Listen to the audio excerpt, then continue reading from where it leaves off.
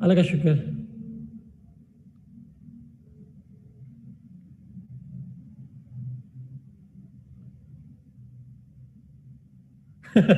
नहीं, मेरे समझ नहीं आए।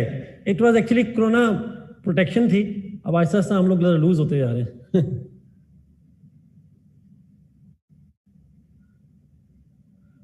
कल पॉलिटिकल साइंस का पेपर है। देखो, पाकिस्तान में ऐसा हो सकता है, पेपर पहले होते हैं, बंदे पढ़ते बाद में। नहीं ना दिल्ली। कल पेपर है और हम पढ़नी शुरू है। ओके, नादिली, एक ही जुमला है, बेस्ट ऑफ लक।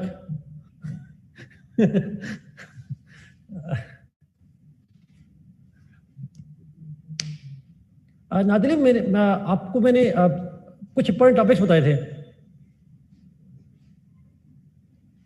थे नादिली।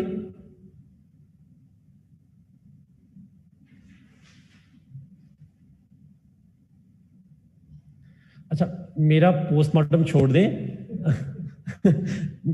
मेरा पोस्टमार्टम छोड़ दें, चले आते हैं उसमें। ओके, जी ठीक है, संभल कर देंगे। अच्छा, आप में से थैंक यू अदीब। मैंने नादिली, आप और करामत मुझे अगर आप मेल करेंगे ना क्लास के बाद, तो मैं आपको ना कुछ इंपॉर्टेंट टॉपिक बता दूंगा। आप उनको जरा उनको देख लीजिएगा, आप जरा आउटलाइन देख लीजिएगा जिन्होंने करना है सारा।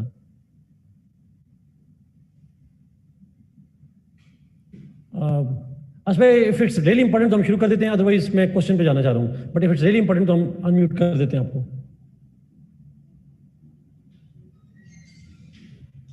जी असफर। अस्सलाम वालेकुम सर। वालेकुम जी असफर। जी सर, मैंने इसलिए अभी अनम्यूट किया खुद को क्योंकि एक क्वेश्चन जो सा था वो मैं चाह रही थी कि अगर आप आज का लेक्चर उसके अकॉर्डिंग स्ट्रक्चर कर सकें तो। सर, पास्ट पेपर में ना क्वेश्चन आया हुआ है, critically analyse the social contact theory of Hobbes, Locke and Rousseau. तो मैं ये पूछना चाह रही थी कि जिस तरह से हम करंट अफेयर्स के पेपर में क्रिटिकली एनालिसिस करते हैं, तो हम पोल साइंस के पेपर में वैसे करेंगे या मेथड डिफरेंट होगा? तो अगर आप आज का टॉपिक हमें इसके अकॉर्डिंग करवाते हैं तो हमें समझ आ जाएगी कि हमने क्वेश्चन को किस तरह से स्ट्रक्चर करना है।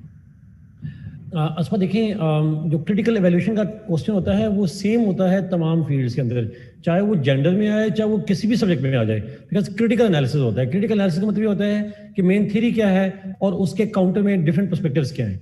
मिसाल के तौर पर सोशल कॉन्ट्रैक्ट थ्योरी में हाब्स, लॉक, रूसो ने कहा कि स्टेट जो है वो मैन मेड है, तो क्रिटिक्स क्या कहते हैं? Do they agree with that? तो some of them do, some of them don't. आप कार्ल मार्क्स से हम बात करेंगे आज, कार्ल मार्क्स की स्टार्ट करेंगे। कार्ल मार्क्स पहला बंदा था जिसने एग्री किया कि लोगों ने बनाई थी state, but he didn't agree कि जिस मकसद के लिए हाब्स, लॉक, रूसो कहते हैं उस मकसद की बनाई थी, ऐसी बात मार्क्सिस्ट नहीं करते। तो आप क्रिटिक्स क्या कहते हैं? It's the same thing. ये तमाम करंट अफेयर में भी ऐसे ही होता है, यहाँ भी ऐसे ही होता है। पॉलिसी क्या है, थियरी क्या है, और उसके बारे में क्रिटिक्स क्या कहते हैं। सर, इसमें हम अपना क्रिटिसिज्म भी लिखेंगे और जो डिफरेंट क्रिटिक्स ने कहा है उनका भी लिखेंगे। एग्जैक्टली। यूजुअली आप अपना क्रिटिसिज्म क्रिएट करना इसमें थोड़ा मुश्किल काम होता है, तो बेहतर यही होता है कि किसी स्कॉलर का जो क्रिटिसिज्म है, जो बुक्स में लिखा होता है, बंदा उसी को ले लेता है। खुद से क्रिटिसाइज करना हो सकता है, हम चूंकि पॉलिटिकल साइंस के लोग नहीं हैं, तो वो बाज़ वक़्त हमारा क्रिटिसिज्म वो क्रिटिसिज्म होता नहीं है, लॉजिकल नहीं होता, हमें पता नहीं होता, बट लॉजिकल नहीं होता। तो बेहतर ये है कि आप बुक से पढ़ लिया। सर, मतलब कि जो हम क्रिटिसिज्म के पॉइंट्स क्लास में डिस्कस करते हैं वही हम इसके क्रिटिकल एनालिसिस में लिखेंगे। जी एग्जैक्टली जी। और बाकी सारा स्ट्रक्चर जिस तरह से हम करंट अफेयर्स में करते हैं, बाकी सब्जेक्ट्स में करते हैं, वैसे ही करेंगे। एग्जैक्टली। ठीक है सर, रेलेवेंस भी लिखेंगे इसमें फिर हम? अगर वो पूछेगा तो लिखेंगे, वरना नहीं लिखेंगे। वरना क्रिटिकल एनालिसिस में वरना रेलेवेंस नहीं आएगी। क्रिटिकल एनालिसिस में रेलेवेंस नहीं आता, बिल्कुल नहीं आता। ठीक ठीक है लेकिन सर, बात थैंक यू। क्रिटिसिज्म में समझ आते भी हो जाता है ना कि ये इसकी थ्योरी जो है वो मॉडर्न दौर में रेलेवेंट नहीं है। क्रिटिसिज्म में समझ आते भी तो हम कर लेते हैं। जी जी सर, बिल्कुल बिल्कुल। वो उस सेंस में आ तो वो सकता है, उसका पार्ट बन जाता है, क्रिटिसिज्म का पार्ट बन जाता है। एग्जैक्टली वो क्रिटिसिज्म का पॉइंट है। ठीक है सर, ठीक है sir, thank you so much. Welcome. जी फजल, ऐसा ही है जो आपने लिखा है, ऐसा ही है। जी माहम, आपका सवाल मैंने पढ़ा था। जी माहम, मैं करूंगा। वो कोर्स के आखिर में एक लेक्चर रखूंगा जिसमें आपको मैं पेपर पॉइंट ऑफ व्यू से हम डिटेल से बात करेंगे, तो मैं उसमें बहुत सी चीजें डिस्कस करूंगा आपके साथ, बिल्कुल आखिर में जाके। नहीं नहीं, इकरा वो नहीं है, मैं सॉफ्ट में दे दूंगा इकरा, मेरा दिमाग खराब है। ओके, चलते हैं जी कार्ल मार्क्स पे। ये ठीक है, ऊपर चला गया। कार्ल मार्क्स मेरी बुक जो है उसमें एमसीक्यूज जो आएंगे वो तकरीबन 150 पेजेस होंगे, so that will be huge. ये भी बड़ा हो गया फिर, अब ठीक है। अच्छा, कार्ल मार्क्स 1818 टू 1883 शायद यही जरूरत थी। नो नो एमसीक्यूज में। ओके जी, नॉट नाउ आतिफ, अभी नहीं, 1883। ओके, मॉर्निंग बैच के बच्चे जिन लोगों ने आज सुबह थोड़ा सा पढ़ा था, आई गेस कुछ बच्चों को याद होगा।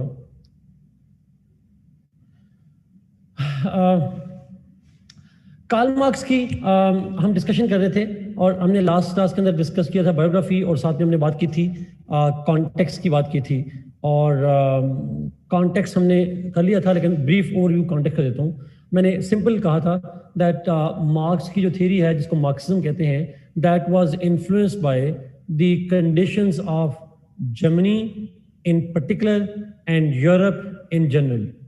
और वो जो यूरोप की कंडीशंस थी वो क्या थी? The condition was that marks observed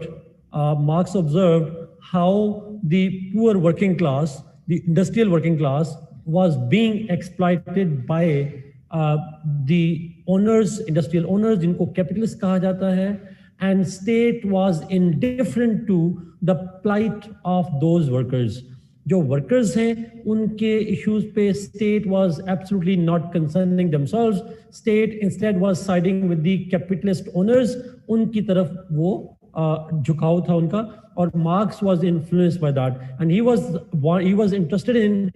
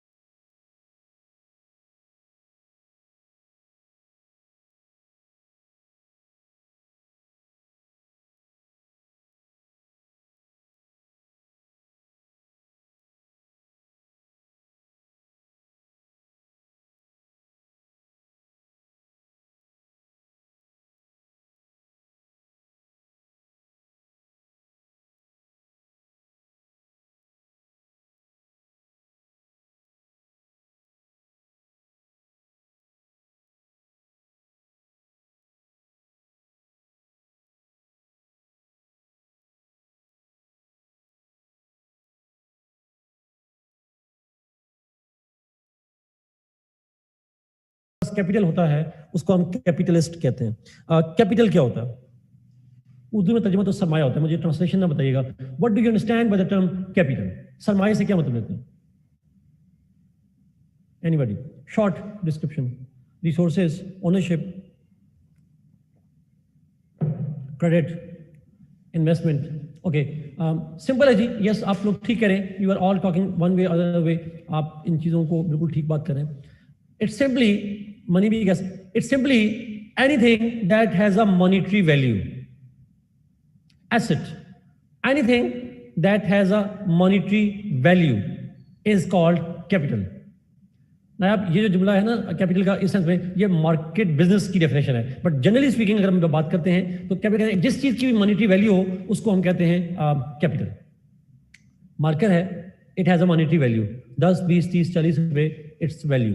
अच्छा, बाय द वे, एक ज्यादा वैल्यू आपसे वैसे पूछता हूँ, ज्यादा वैल्यू एक मार्कर की प्राइस की होगी या एक एप्पल फोन की होगी? पूछने वाला सवाल तो नहीं है, बट जानबूझ के पूछ रहा हूं। ऑब्वियस सी बात है, एप्पल फोन की बात हो रही है। ओके, नाउ अगला सवाल, तो एप्पल फोन बनाने वाली कंपनी या इंडस्ट्री की वैल्यू ज्यादा होगी या मार्कर बनाने वाली इंडस्ट्री की वैल्यू ज्यादा होगी? ऑब्वियस सी बात उसकी होगी। इसका मतलब है हमें कैपिटल जो है, कैपिटल इंडस्ट्रीज में भी सेम नहीं होता। सो जो वैल्यू एडेड होती हैं कुछ इंडस्ट्रीज होती हैं, तो कैपिटलिस्ट जो है they own the capital, they own the value. अच्छा, इसी तरीके से आपसे पूछूं, कैपिटल की वैल्यू एक लैंडलॉर्ड की ज्यादा होती है या एक इंडस्ट्रियलिस्ट की ज्यादा होती है? जनरली, आमतौर पर डिपेंड करता है कौन लैंडलॉर्ड है कौन इंडस्ट्रियलिस्ट है, but just saying usually depends, लेकिन ट्रू, लेकिन मोस्टली हम इंडस्ट्रीज की टॉप जो बिलियनियर्स हैं दुनिया के अंदर, can you name any one of them as being landlord? Not at all. इसका मतलब ये हुआ कि हमें थोड़ा सा अंदाजा होता है कि जो मोस्टली रिच लोग हैं दे आर मोस्टली इंडस्ट्रियलिस्ट, या वो इंडस्ट्रियलिस्ट हैं, बिजनेसमैन हैं, दे ओन आप उसकी शुगर मिले हैं, और शुगर मिले इंडस्ट्री कहलाती है, सिर्फ लैंडलॉर्ड नहीं है, वो इंडस्ट्रियलिस्ट भी है। अच्छा, नवाशी साहब भी सेम तरफ। नाउ पॉइंट इज कि जो इंडस्ट्रीज हैं यूजुअली वहां पे कैपिटल ज्यादा होता है, दैट्स ट्रू। अब ऐसा ठीक है, बट यूजुअली ऐसा होता है। Capital is anything that has a monetary value. लेकिन क्या कैपिटल हमेशा मटेरियल होता है? Industry, agriculture, is it always material? No. My knowledge has a monetary value. My lectures have per hour monetary value, isn't it? Start खुद से करो ना. Ideas. Thank you. Okay. I cash my talent. I cash my skills. What about doctors? Doctors क्या करते हैं? They give an advice और साथ में उसकी monetary value. What about lawyers? वकील हजरात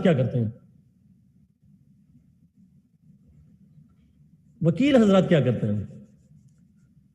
दे टॉक, और ये बोलने के पैसे मिलते हैं सॉर्ट ऑफ, उन्हें नहीं, झूठ नहीं मैं नहीं कहूंगा, बट दे टॉक। तो कहने का मकसद ये है, तो इट्स समटाइम्स, अच्छा जो कैपिटल का सोर्स है वो शायद मटेरियल ना हो, but capital itself is always material. Capital it is always material, उसका सोर्स समटाइम्स मटेरियल होता है, समटाइम्स मटेरियल नहीं होता।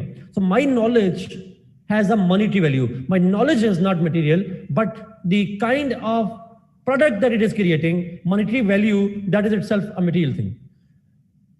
इंजीनियर बच्चे ऐसे ही रहते हैं, इंजीनियर भी करते हैं ना, AutoCAD नक्शा बना के देते हैं, पैसे ले लेते हैं, kind of, मुझे नहीं पता आर्किटेक्ट होते हैं, इंजीनियर होते हैं, जो भी होते हैं, बट पॉइंट इज कि जो कैपिटल है उसकी डिफरेंट फॉर्म्स हैं। लेकिन एक बात ध्यान में रखिएगा, basic point, that capital itself is always material. अब ये लफ्ज मटेरियल पे आ गया, अब मैं अगले लफ्ज पे करूं, मैं ना समय एक्सप्लेन कर रहा हूं ये इकोनॉमिक फाउंडेशन क्या होती है आसान लफ्ज में। सोर्स जो है क्या, मेरी मॉनेटरी वैल्यू का सोर्स मेरा नॉलेज है, जो कि मॉनेटरी नहीं है, मेरे पास मटेरियल चीज नहीं है, मेरे पास नॉलेज है, लेकिन वो ट्रांसलेट हो रहा है रुपयों में, ऐसा ही है। My knowledge is translating into money which is itself a material thing. Europe में तो डॉलर्स और पाउंड होते हैं, but how we define economics,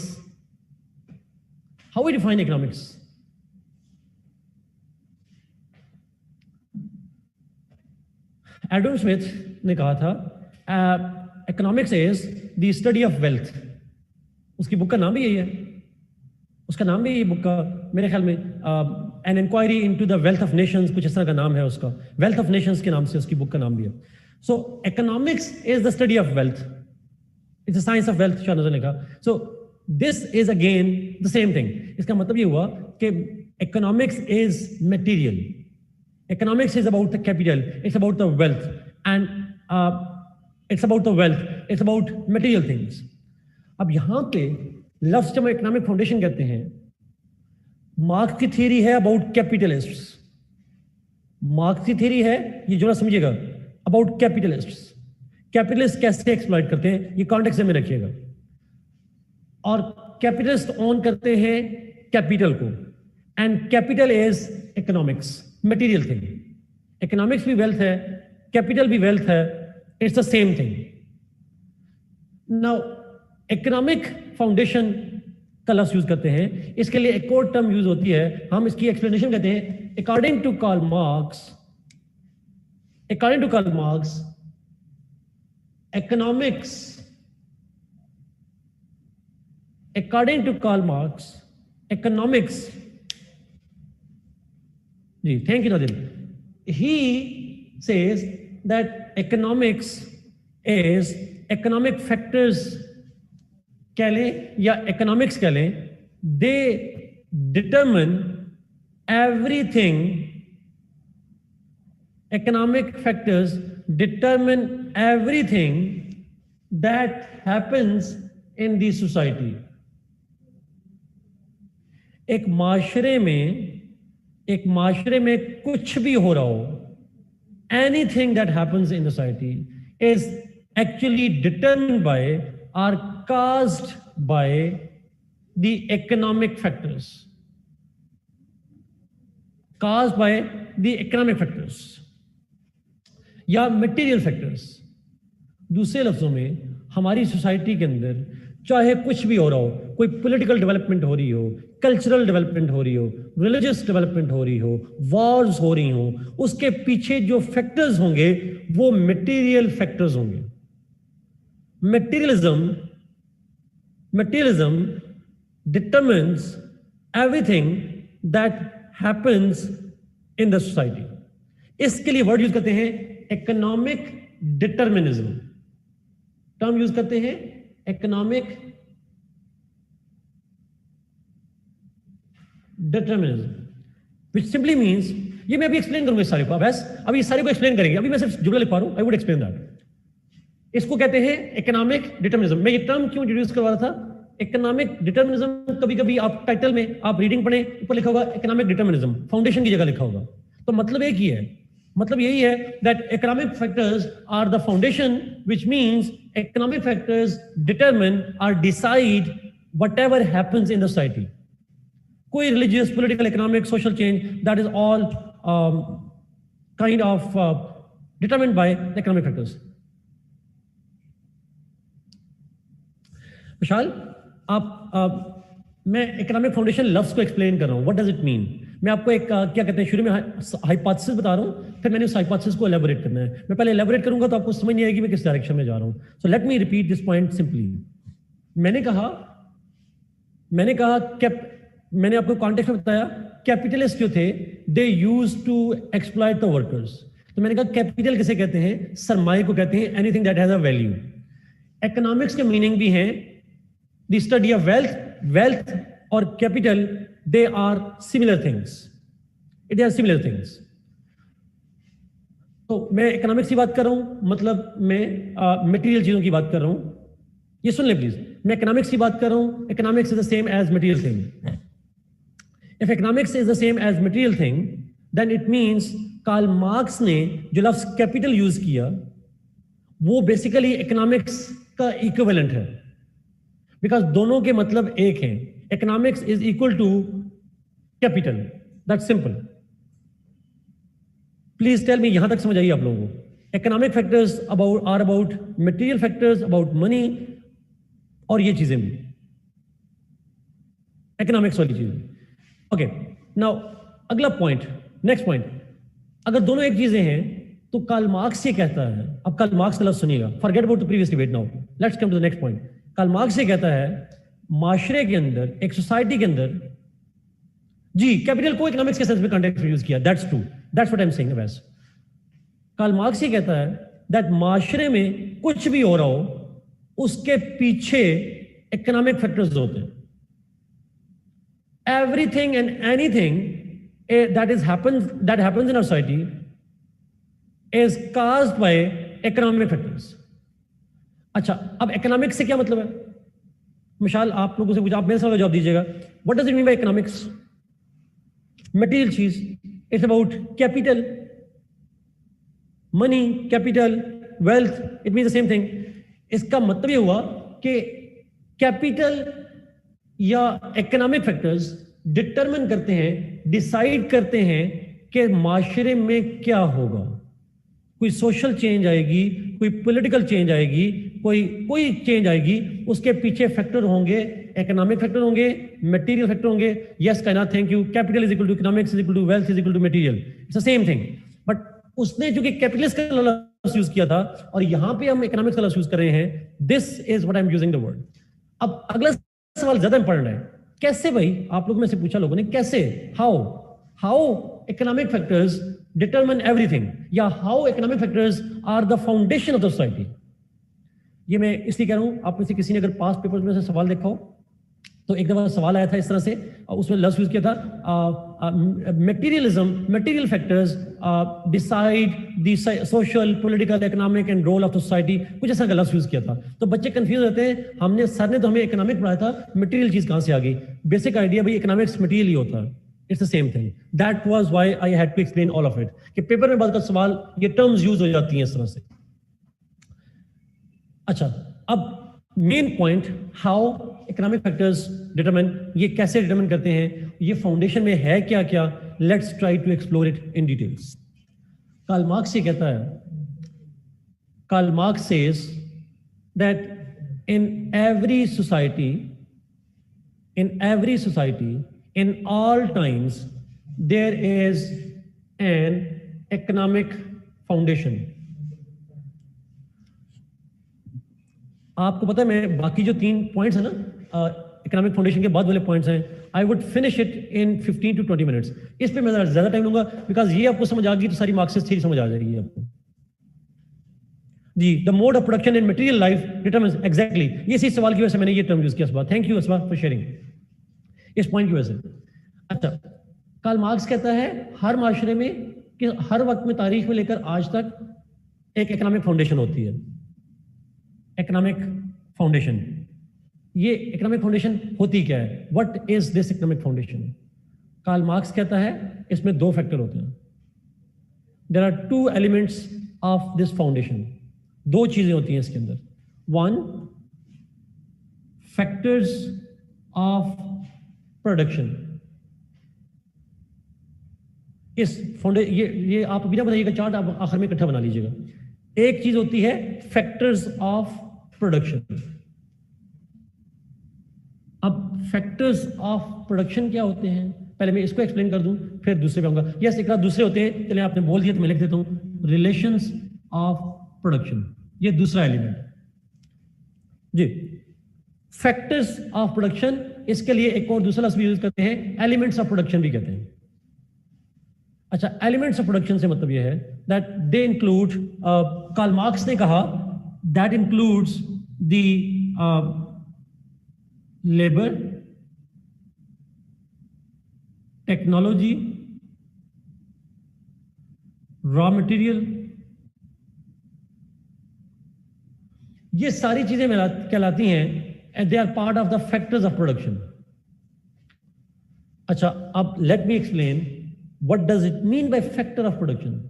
किसकी प्रोडक्शन की बात हो रही है? Whose production are we talking of? Karl Marx कहता है माशरे में, कि सोसाइटी के अंदर हर वक्त कैपिटल प्रोड्यूस होता है, सरमाया प्रोड्यूस होता है।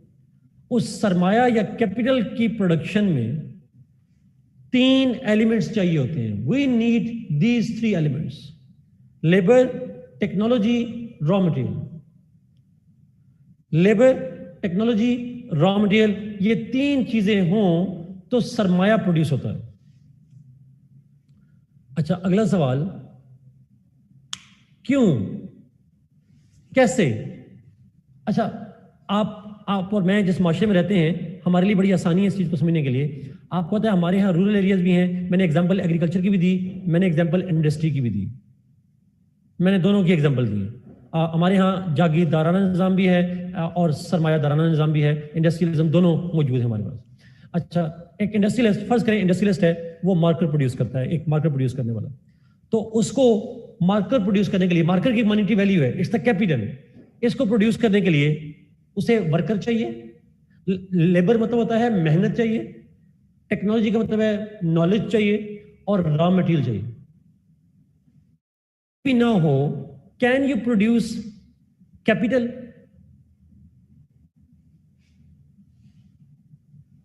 नहीं कर सकते, सवाल ही पैदा होता। मिसाल के तौर पर एक छोटी सी, लोहा जमीन के नीचे सदियों से है और इंसान को पता है कि नीचे जमीन के अंदर लोहा मौजूद है, लेकिन वो जो लोहा है उससे तलवार बनाने का तरीका तो हमें आता था, लेकिन उससे हमें टैंक बनाने का तरीका नहीं आया। We didn't have the technology, the knowledge through which we could produce something. The lack of knowledge of it, पता ही नहीं था। आज पानी मौजूद है, हमें पानी का इस्तेमाल थोड़ा बहुत जो पता है, आज से 100 साल बाद शायद लोग ऐसे पानी से चीजें निकालेंगे जो हमें पता ही नहीं होंगी, we won't be even knowing it. So what I am saying is labour, technology, raw material, ये तीनों चीजें जरूरी होती हैं to produce any material thing. क्या एग्रीकल्चर में भी ये तीनों चीजें चाहिए होती हैं?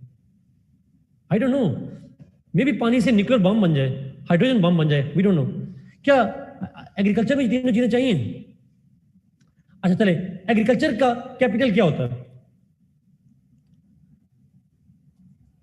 एग्रीकल्चर में कैपिटल क्या होता है? क्रॉप, फसलें जो उगती हैं, लैंड नहीं, फसलें जो उगती हैं, जो फसल होती है उसको हम कहते हैं, जो क्रॉप्स होती हैं वो कहलाती हैं कैपिटल। अच्छा, वैसे मिसाल दूं आप छोटी सी, पता नहीं आप लोग जो गांव से वो ज्यादा समझते होंगे, लैंड तो सहरा की भी लैंड होती है, उसकी वैल्यू में और जो वो होती है फर्टाइल लैंड है, दोनों की कीमत में फर्क होता है। वैल्यू किसकी ज्यादा होती है? Whose capital is more? जहां पे क्रॉप्स होती हैं। क्यों भाई? क्रॉप्स होती हैं इसलिए होती है, sort of basic idea. So fertile land की, बिकॉज वहां से आप क्रॉप, तो बेसिकली क्रॉप जो है ना वो आप प्रोड्यूस करते हैं कैपिटल। जिस तरह ये फैक्ट्री की प्रोडक्ट है तो जमीन की प्रोडक्ट है, और जमीन की प्रोडक्ट क्या है? वो क्रॉप्स हैं। अच्छा, अब सवाल ये है कि जब एक क्रॉप उगाते हैं, do you need work on that, या खुद ब खुद ही सारा काम हो जाता है? We all need work on that, उसे वर्क चाहिए होता है, उसमें मेहनत करनी पड़ती है। Can you produce a crop without any technology और नॉलेज? टेक्नोलॉजी का मतलब होता है नॉलेज। आपने चावल की फसल में गंदम जितना और गंदम में चावल जितना पानी डाल दिया, तो आपको लगता है कि आपके साथ ठीक ही होगा? Obviously not. So we need knowledge of it. आखिरी चीज, raw material, we need seeds, we need fertilizers, some kind of natural fertilizer or something. तीनों चीजें, चाहे कैपिटल किसी भी मोड का हो, अब मैं लास्ट करो मोड ऑफ प्रोडक्शन, चाहे कोई भी हो, चाहे वो एग्रीकल्चर मोड ऑफ प्रोडक्शन हो या इंडस्ट्रियल मोड ऑफ प्रोडक्शन हो, you need these three things: labour, technology, raw material. You need all of three. Technology किसे कहते हैं? आए जरा यूईटी वाले जरा समझाएं मुझे जरा प्लीज, टेक्नोलॉजी किसे कहते हैं? University of engineering and technology. Technology machinery को कहते हैं। टेक्नोलॉजी नॉलेज, टेक्नोलॉजी है बेसिकली नॉलेज, इसे derive from technique, skill, knowledge. तो it's the same thing Iqra. Technology is technique and technique is knowledge, it's simple. अच्छा, ये शुक्र है आप लोगों ने जवाब दे दिया, वरना तो अक्सर इंजीनियर जवाब ही नहीं देते, उनको समझ नहीं आती टेक्नोलॉजी का मतलब क्या होता है। Good. Now the point is, ये चीजें हैं फैक्टर्स ऑफ प्रोडक्शन, और फैक्टर्स ऑफ प्रोडक्शन से बताया मोड ऑफ कैपिटल कोई भी हो, चाहे वो एग्रीकल्चर में प्रोड्यूस हो रहा हो या इंडस्ट्री में प्रोड्यूस हो रहा हो, ये फैक्टर्स चाहिए होते हैं। ये कार्ल मार्क्स ने कहा था, ये बात तय हो गई। उसने कहा इन्हीं फैक्टर्स ऑफ प्रोडक्शन की वजह से, because of these factors of production, relations of productions are created. Factors of production create relations of production. उस प्रोडक्शन प्रोसेस के दौरान जब कैपिटल प्रोड्यूस हो रहा होता है, इन एलिमेंट्स को मिलाकर कैपिटल प्रोड्यूस हो रहा होता है, तो उस प्रोडक्शन प्रोसेस के दौरान रिलेशनशिप डेवलप होते हैं, सोशल रिलेशनशिप डेवलप होते हैं। और वो क्या रिलेशनशिप डेवलप होते हैं? कार्ल मार्क्स ने कहा वो है relationship between the two classes, owners and workers. Owners और वर्कर्स के दरम्यान में एक रिलेशनशिप डेवलप होता है, क्लासेस बन जाती हैं दो, ओनर्स एंड वर्कर्स। ओनर्स को उसने कहा बोर्जुआजी, और वर्कर्स को कहा प्रोलेटेरिएट्स। ओनर्स को टेक्निकल टर्म है, मैं इतना यूज नहीं करना चाह रहा, यहां पे कोई ना कोई लिख देगा। बोर्जुआजी ओनर्स को कहते हैं, और वर्कर्स जो है दे आर कॉल्ड प्रोलेटेरिएट्स। दोनों लिखती हैं जी, कायनात ने भी, ऊपर अमन ने भी। तो बोर्जुआजी एंड प्रोलेटेरिएट्स, मैं आसानी के लिए यहां पे ओनर्स और वर्कर्स। दूसरा लफ्ज ओनर्स, जो एक ने ऊपर लिखा, command and workers obey, owners are the masters, workers are like the slaves. They're not slaves, but they are like slaves. Command and obey. अगली चीज, owners are called haves, workers are called have nots. Owners को haves क्यों कहते हैं? What they have, जिसकी वजह से उनको haves कहा जाता है. Capital, absolutely, they own the production capital process, वो कैपिटल को ओन करते हैं, और वर्कर्स के पास कैपिटल नहीं होता या बहुत मिनिमम कैपिटल होता है, that's why they are workers. That's simple जी, they are very simple terms. Okay, यहां तक चीज क्लियर होगी. फैक्ट देखिए ना, जब ओनरशिप कैपिटल प्रोड्यूस होगा, एक बंदा ओन करेगा, एक बंदा हेल्प करेगा उसकी ओनरशिप में. वर्कर लेबर वाला रोल प्ले करेगा, वर्कर अपनी नॉलेज यूज करेगा और ओनर के कैपिटल में इजाफा करेगा. अच्छा, मेरा आपसे सवाल है, ये कार्ल मार्क्स ने भी सवाल पूछा था, कार्ल मार्क्स ने उसको रिलेट किया था. ओनर, ये सवाल बड़ा इंपॉर्टेंट है, ओनर कैपिटल ओन क्यों करना चाहता है? Why he wants to maximize और increase the capital, and why worker helps him?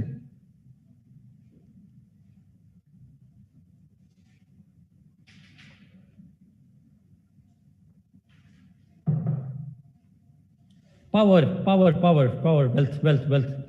Late me use जी, ठीक है, आपका जवाब अपने का बेदुरुस्त होगा, मैं इसको और तरह से लेता हूं. कार्ल मार्क्स ने ये नहीं कहा.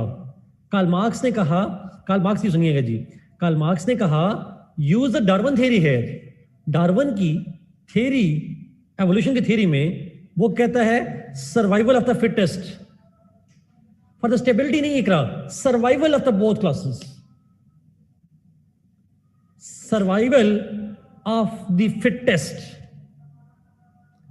और डार्विन ने तो यूज किया था तमाम स्पीशीज में, फॉर ऑल द स्पीशीज, लेकिन कार्ल मार्क्स कहता है कि ओनर्स को लगता है that if they have the capital they will be fit to survive, and not just fit to survive, the more the capital they have.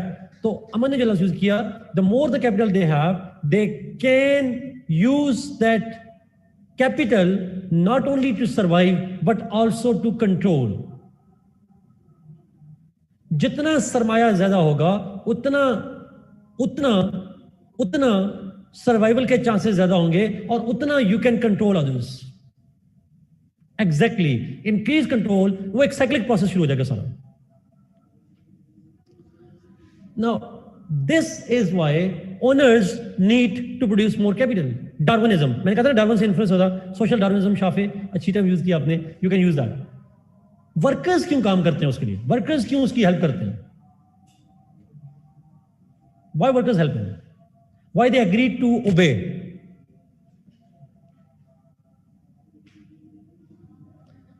उनका भी survival, because they also need part of the capital to survive. It's like survival. It's a world where everybody wants to survive. They have no other means through which they can survive. उनको need चाहिए, उनको खुराक चाहिए, उनको shelter चाहिए. They want survival. So, and thank you Zara, very important point, because workers have no other means to survive than to offer their labor to the owner. वो एक ही जरिए से सर्वाइव कर सकते हैं, अगर अपनी लेबर बेच दें, अपनी मेहनत को बेच दें उस मालिक को, और उसके बदले में मालिक उनको कैपिटल में से एक शेयर देगा और कहेगा ये रख लो, और उससे आप सर्वाइव करेंगे. देखिए, इसको अगर मैं ज़ारा वाले पॉइंट को जरा दूसरी तरफ से लेके जाऊं, अगर एक लेबर अपने ही घर में काम करेगा, उसे कैपिटल मिलेगा?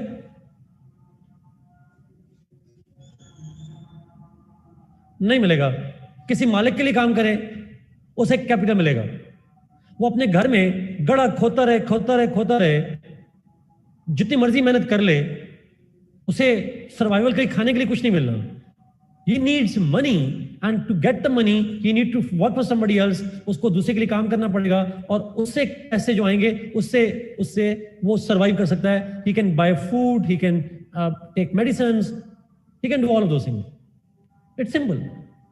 Now, Karl Marx says, ये इस पॉइंट को एक दफा आखिरी दफा रिपीट कर रहा हूं, Karl Marx says that owners need capital to survive, taking the Darwin's theory of survival of the fittest, and workers also need the same thing. This is same. Karl Marx कहता है कि these owners, with their capital, they not only own the workers, they own the labor, technology, and raw material. They own everything. They own the economic foundation. Resources, इसको आप कह सकते हैं exactly. Owner controls the resources because he has the capital. Workers को own करता है.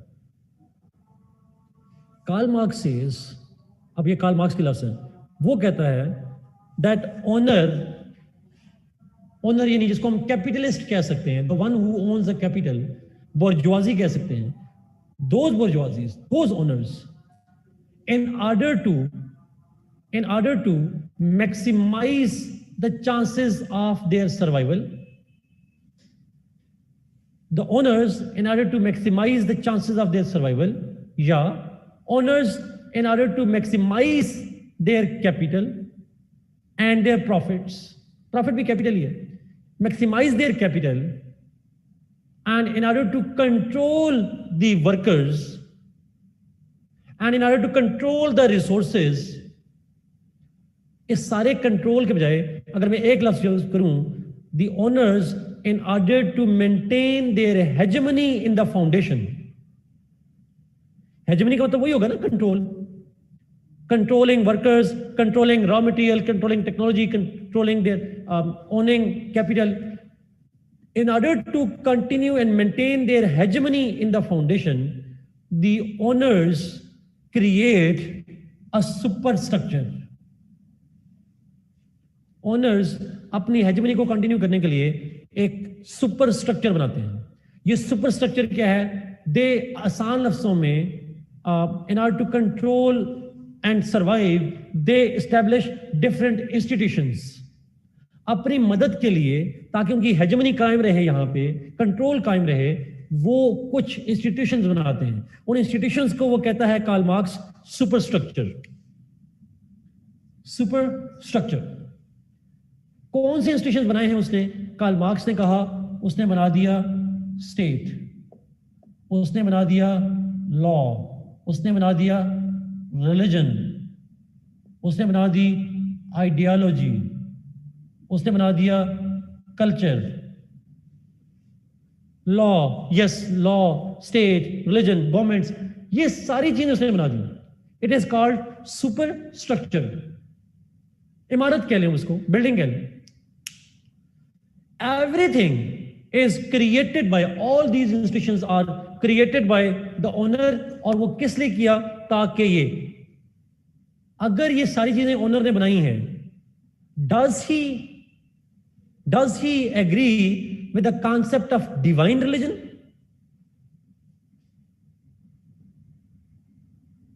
वो कहता है डिवाइन रिलीजन नहीं होता, ये ओनर्स ने बनाया है ताकि लोगों को, वर्कर्स को कंट्रोल किया सके. बड़ी वेल नोन फ्रेज है. उसने कहा था religion is like an, exact word नहीं है, but religion, he equated religion with opium, जो दी जाती है वर्कर्स को. उसके लफ्ज हैं, अच्छा मेरे नहीं है, प्लीज मुझे कुछ ना कहिएगा. He called religion as an opium for the people, opium of the masses. Words exact नहीं है, वर्ड्स उसके जो भी होंगे, बट ही कॉल्स इट. अच्छा, इसी तरीके से वो कहते हैं स्टेट. अब मैं आपसे एक सवाल पूछ रहा हूं, ये पॉलिटिकल साइंस के बच्चों को सही आना चाहिए जवाब. कार्ल मार्क्स के नजदीक स्टेट आर्टिफिशियल है या नेचुरल है?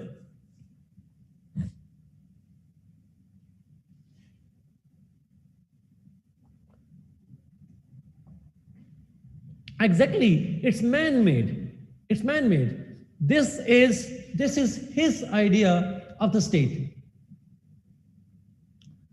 He claims that religion is man-made, state is man-made, law is man-made, capitalist में चले, capitalist man ही हो गया वैसे by the way, but this is what it is. यहां तक चीज क्लियर? यहां तक किसी को कंफ्यूजन तो नहीं है?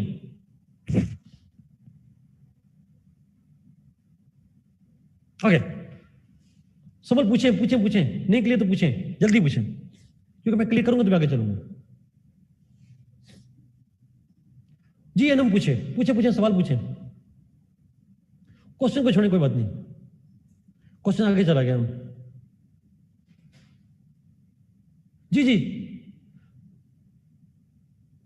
ओके, कंफ्यूज तो खैर हो गए। How can religion help honours? Anam एक छोटी सी मिसाल दूं आप प्लीज। अच्छा ये मिसाल प्लीज इसको मिसाल तक रखिएगा, मेरा ओपिनियन नहीं है। अच्छा ये उसने मिसाल दी भी नहीं है, मैं समझा रहा हूँ वो कहना चाह रहा है, आइडिया उसका है, अल्फाज मेरे होंगे प्लीज। मैं मुझे डर भी लगता है ना मेरी बात पता नहीं कहाँ से कहाँ चली जाए। सो वो कहता है, मिसाल देता हूँ ना, जब कहता है वर्कर्स को जब कंट्रोल करता है, yes on the basis of religion, जब वर्कर्स को कंट्रोल करता है तो उन्हें मजहब का सहारा देता है। मिसाल के तौर पर उनको कह देगा कि दुनिया तुम्हारे लिए नहीं है, तुम्हारे लिए आखिरत ही सब कुछ है। वो कह देगा दुनिया में अगर तुम्हें गुर्बत आई है, तुम्हारे लिए मुसीबतें आई हैं,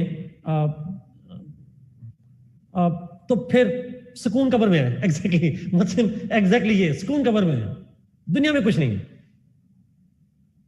अमीरी गरीबी अलग से है, कोई बात नहीं, और वो साल में एक बार रिस्क तय हो जाता है, जो तुम्हारा रिस्क था वो तय था, उतना रिस्क आके चले गए। मौत आई थी, बस ये नहीं पूछेगा कि फायर एक्सटिंग्विशर लगवाया था या नहीं लगवाया था उसने, इंडस्ट्रियल ओनर है, बल्कि उससे कहेगा बस टाइम पूरा हो गया था तो मर गए सारे। वो इस तरह की चीजें, इस तरह की समझ आ रही है इस बात की?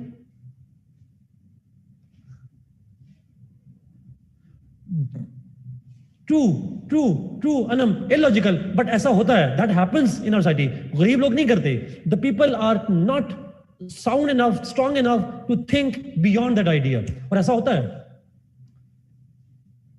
अच्छा सो दिस इज वो कहते हैं तमाम चीजें इन्होंने बनाई हैं इनको कंट्रोल करने के लिए। अच्छा मैं अभी एक एग्जांपल दूंगा आपको, और भी एक छोटी सी एग्जांपल और भी दूंगा आपको।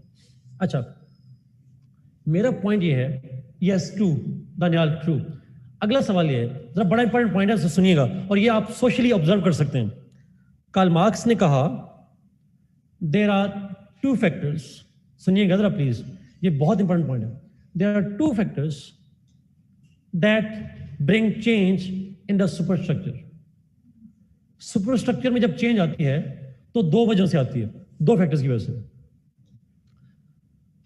अब ये कार्ल मार्क्स कह रहे हैं, अब दो फैक्टर्स कौन से हैं? कहते हैं अच्छा सुपरस्ट्रक्चर में चेंज से मतलब क्या है? मिसाल के तौर पर स्टेट में डेमोक्रेसी आ जाए, स्टेट में मोनार्की आ जाए। हमने पढ़ा था ना बेंथम की दफा, लॉक की दफा, एक बादशाह को सपोर्ट कर रहा था, एक डेमोक्रेसी को सपोर्ट कर रहा था। बादशाह हो, डायरेक्ट डेमोक्रेसी हो, इनडायरेक्ट, स्टेट में कोई चेंज आए, रेवोल्यूशन आ जाए, कोई भी लॉ चेंज हो रहे हों,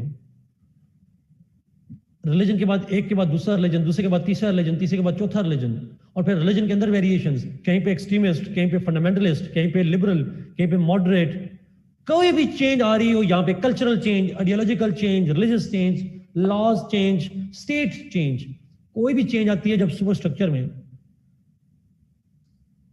अगर कल्चर चेंज हो, इनमें से कोई चीजें चेंज हो, नहीं culture is not always the same. Arwa आप अपने पेरेंट्स से पूछिएगा, उनके जमाने का कल्चर और हमारा कल्चर सेम है, हम जिस टाइम पे रह रहे हैं, it's not the same.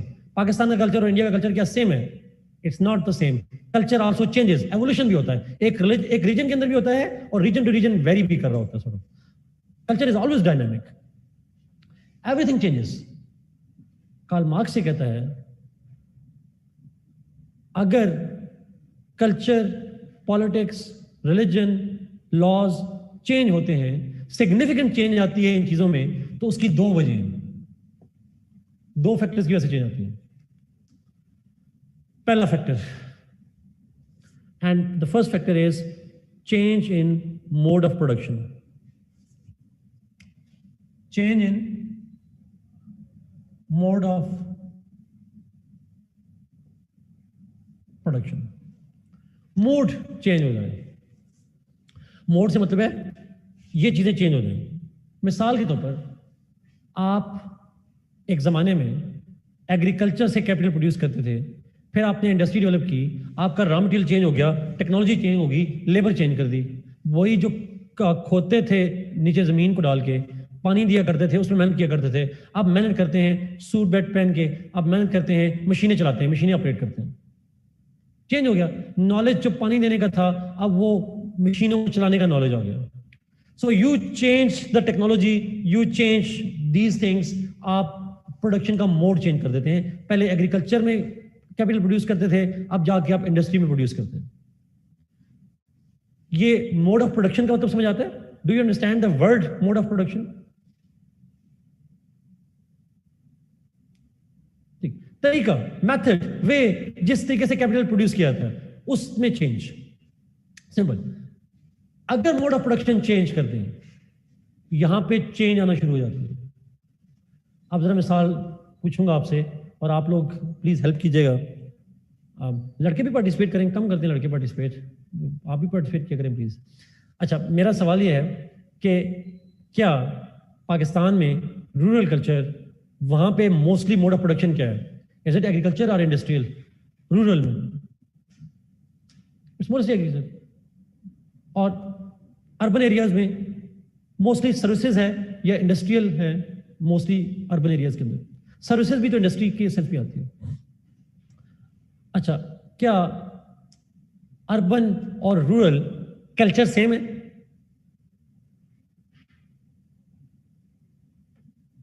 Why it's different? Have you ever thought about it? Karl Marx कहता है, कल ये तो कार्ल मार्क्स ने कहा ना, उसने कहा मोड चेंज करें प्रोडक्शन का, मोड ऑफ प्रोडक्शन चेंज करें, कल्चर चेंज हो जाता है। अच्छा, चलें फर्ज करें एक बंदा गांव से शहर आता है, अगर वो गांव से शहर आता है, does he wear the same dresses?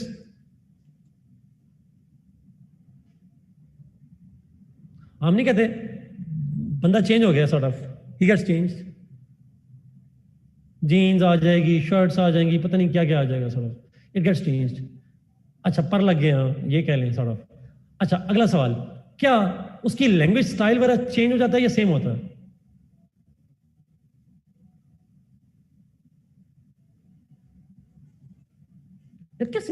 Everything gets change. Cultural norms, खाने पीने की habits, what you eat and drink, you know, everything almost gets changed. When in Rome, do as the Romans do. That's true. Sir, अच्छा, अगला सवाल, क्या आपसे पूछ रहा हूं, urban and rural people, do they have the same view on religion? क्या दोनों का रिलीजन के बारे में व्यू सेम होता है? Which one is more religiously conservative?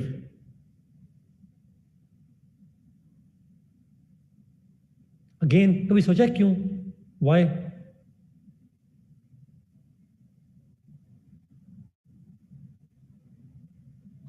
Karl Marx ने कहा मोड ऑफ प्रोडक्शन चेंज कर देता है। अब ये मोड ऑफ प्रोडक्शन क्यों चेंज करता है, मैं भी इस पे बाद में आऊंगा। आखिरी चीज मार्क्स नहीं मिला उन्हें, ट्रू। अच्छा, आखिरी सवाल, गांव वाले इतने भी सादा नहीं होते थे, वैसे बना हुआ है। अच्छा, आखिरी सवाल, क्या वैसे आपसे पूछना, आप ओपिनियन दीजिएगा, is urban culture more democratic और rural culture is more democratic in Pakistan? आपके इलाके में पूछ रहा हूं।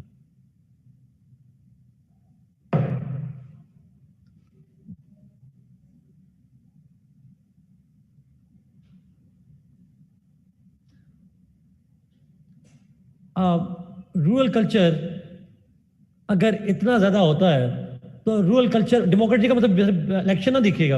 रूरल कल्चर से मतलब ये है, क्या गांव में बैठे हुए लोगों को परमिशंस होती हैं to take decisions on their matters related to themselves? हाँ, तो urban culture is more democratic वहां पे। और चौधरी सबको तो छोड़े, घर वाले नहीं मानते गांव में जाके बात, तो सॉर्ट ऑफ, हाँ, एक ऑब्वियसली हम जनरलाइज कर रहे हैं, we are generalising that's true. तो पॉइंट इज कि देखिए, this is just an example जो मैं आपको समझा रहा हूं। Take it a global example. दुनिया में मोस्टली जो एग्रीकल्चर सोसाइटीज हैं, क्या आर दे मोस्टली डेमोक्रेटिक या industrialise states are more democratic? Always class में यूज नहीं कर रहा, जनरलाइज कर रहा हूं sir.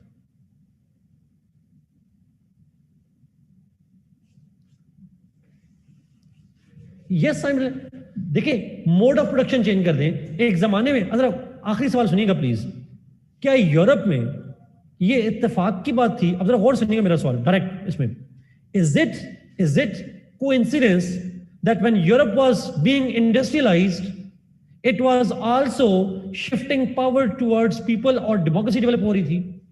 Was it not happening almost the same way, same time? It was happening almost simultaneously.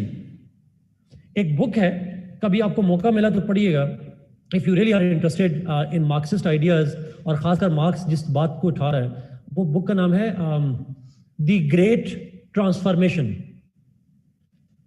The Great Transformation, written by Karl Polanyi.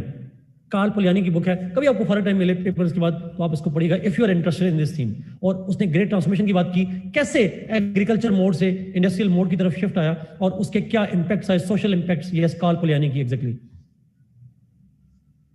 That's true, Amazon. Absolutely, absolutely. That's called modernization theory. That's what modernization theory is, which is, by the way, challenged, but still it's a theory. Now, point is, mode of production change करें Karl Marx, उसने कहा super structure change हो जाती है। आखिरी जुमला बोल रहा हूँ क्यों चेंज हो जाती है, जो उसने नहीं कहा मैं एक्सप्लेन कर रहा हूँ। उसने नहीं कहा, मैं एक्सप्लेन करूँ। देखिए, मोड ऑफ प्रोडक्शन चेंज होगी। एक लैंड ओनर है, लैंड लॉर्ड है, उसने किसान से खेतों में काम करवाना है। अगर उसने किसान से खेतों में काम करवाना है, can he allow him to have a dress code जिसमें टाई और सूट वगैरह होंगे?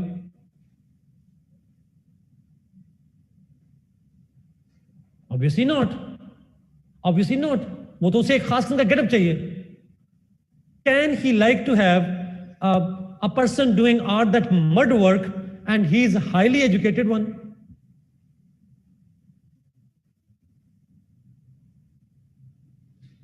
नहीं चाहिए उसे ऐसा बंदा, ठीक है। लेकिन क्या एक इंडस्ट्रियल ओनर को कैसा बंदा चाहिए? Does he need an illiterate man और अ स्किल्ड मैन? उसको स्किल चाहिए। अर्बन एरिया में इंडस्ट्रियल ओनर है, इंडस्ट्रियल ओनर है, उसे आप सूटेड बूटेड चाहिए या आप देसी ड्रेस में चाहिए? आप उसे सूटेड बूटेड चाहिए। क्यों? Well presented, you should be presentable. आपने अपने ग्राहक देखने हैं। You need to buy the kind of people. हम नहीं कहते ऑफिस में जाओ, ऑफिस का एक ड्रेस कोड होता है। ये कोड कोई नहीं होता, this is not actually code. Yes Mishal, exactly. ये बेसिकली देखिए, ओनर के मोड ऑफ प्रोडक्शन चेंज होगा। एग्रीकल्चर में ओनर के इंटरेस्ट कुछ और हैं और जो इंडस्ट्रियल ओनर है उसके इंटरेस्ट कुछ और है। So when you move from, एक ओनर चेंज होता है तो वो एक्सपेक्ट करता है कि सोसाइटी का कल्चर चेंज होना चाहिए।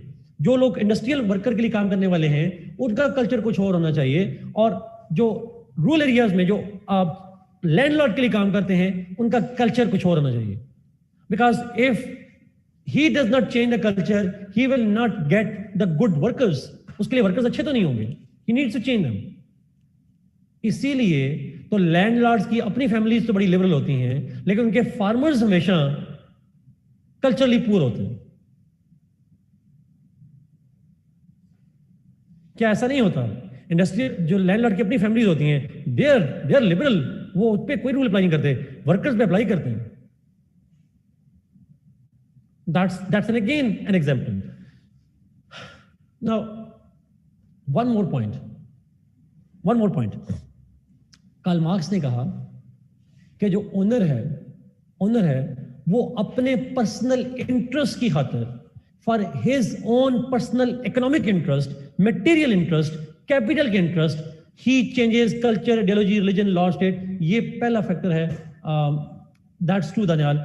This is why the change in mode of production, जब मोड ऑफ प्रोडक्शन चेंज होती है तो जो ओनर्स हैं उनके इंटरेस्ट चेंज होते हैं, और उतने इंटरेस्ट चेंज होते हैं so they bring change in state, law, religion, ideology, culture etcetera. तो वो सारों को चेंज कर देते हैं, और नई चेंज जब आती है वो उन्हीं के इंटरेस्ट के लिए होती है। It's for their interest, not for a common man. अब वो, मैं अगर जुमला उसका लफ्ज तो नहीं है, तो हमारे यहाँ जब बंदा खेतों का काम छोड़ के फैक्ट्री में काम करना शुरू करता है, उसको लगता है कि उसने ड्रेस अच्छा पहनना शुरू कर दिया तो वो ज्यादा अमीर हो गया है। वो अमीर नहीं होता, वो एक गुलामी छोड़ के दूसरी गुलामी में जा रहा था। He is changing only the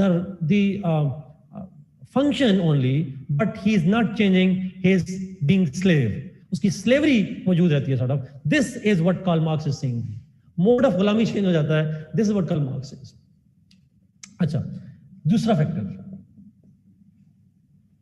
अच्छा कभी आपने सोचा है कि अर्बन कल्चर में हमारे यहाँ खास किस्म की सूट और टाई और ये ड्रेस कोड क्यों, फैशंस क्यों प्रमोट किए जाते हैं? बिकॉज अगर ये प्रमोट ना करें तो ये शर्ट बनाने वाला इंडस्ट्रियल ओनर कहाँ जाएगा? अगर मैं आम देसी शर्ट पहनूं, ये ना पहनूं, तो ओनर को प्रॉफिट कहाँ से आएगा? तो it's basically I am helping the industrial owner. हम जितने फैशन करते हैं हम इंडस्ट्रियल ओनर को हेल्प कर रहे होते हैं, दैट्स व्हाट वी डू। और वो इसको प्रमोट करता है, लिबरलिज्म, फ्रीडम, खवातीन को आज़ादी दें, मर्दों को आज़ादी दें, उनको जिस तरह की चीज़ें, माँ बाप को सख्ती नहीं करनी चाहिए, औलाद की मर्जी आज़ादी होनी चाहिए। और औलाद को ख़राब करने के लिए मीडिया बनाया हुआ है, एडवर्टीजमेंट करते हैं, हमें एजुकेशनल इंस्टीट्यूशन बनाए हुए हैं, हमें कंपटीशन में लेकर जाते हैं, हम परचेज करते हैं। That's why fashion changes, that's true. ये बेसिकली हमारी रिक्वायरमेंट नहीं होती, हमारी सोसाइटी की रिक्वायरमेंट नहीं होती, ये ओनर की रिक्वायरमेंट होती है। ये कार्ल मार्क्स कह रहा है। अच्छा, आगे चलते हैं। दूसरा factor, second factor in which, because of which the change occurs, Karl Marx ये कहता है, वो कहता है if there is the conflict between owners and workers, अगर रिलेशंस ऑफ प्रोडक्शन डिस्टर्ब हो, if there is an effect or change in relations of production, then superstructure gets changed. अब ये कैसे होती है, इसको मैं शॉर्ट एक्सप्लेन करूंगा। फर्स्ट करें, वर्कर्स रिवोल्ट, वो कहें हमने काम नहीं करना, because they think they want more share, they want more money, they want to increase their capital, वो अपना तनख्वाह बढ़ाना चाहते हैं, वो अपनी राइट्स की डिमांड करते हैं, they increase the demands, they put pressure on owners. तो क्या रिलेशनशिप स्मूथ हो जाएंगे? Will the relationship be smooth if they raise up against owners? No, एक टेंशन बन जाएगी, एक कॉन्फ्लिक्ट शुरू हो जाएगा। जब कॉन्फ्लिक्ट शुरू होगा, ओनर्स क्या करेगा? एग्जैक्टली छापे, ओनर क्या करेगा? वो अडॉप्ट करेगा। ओनर क्या करेगा? वो कहेगा okay fine, let's improve the laws, labour laws ले आते हैं, let's change the role of the state, state को वेलफेयर स्टेट बना देते हैं, लेट्स चेंज, आपको रिलीजन को मॉडरेट बना, they would bring changes to accommodate the interest of the workers, or at least give an impression that we are doing it for their interest.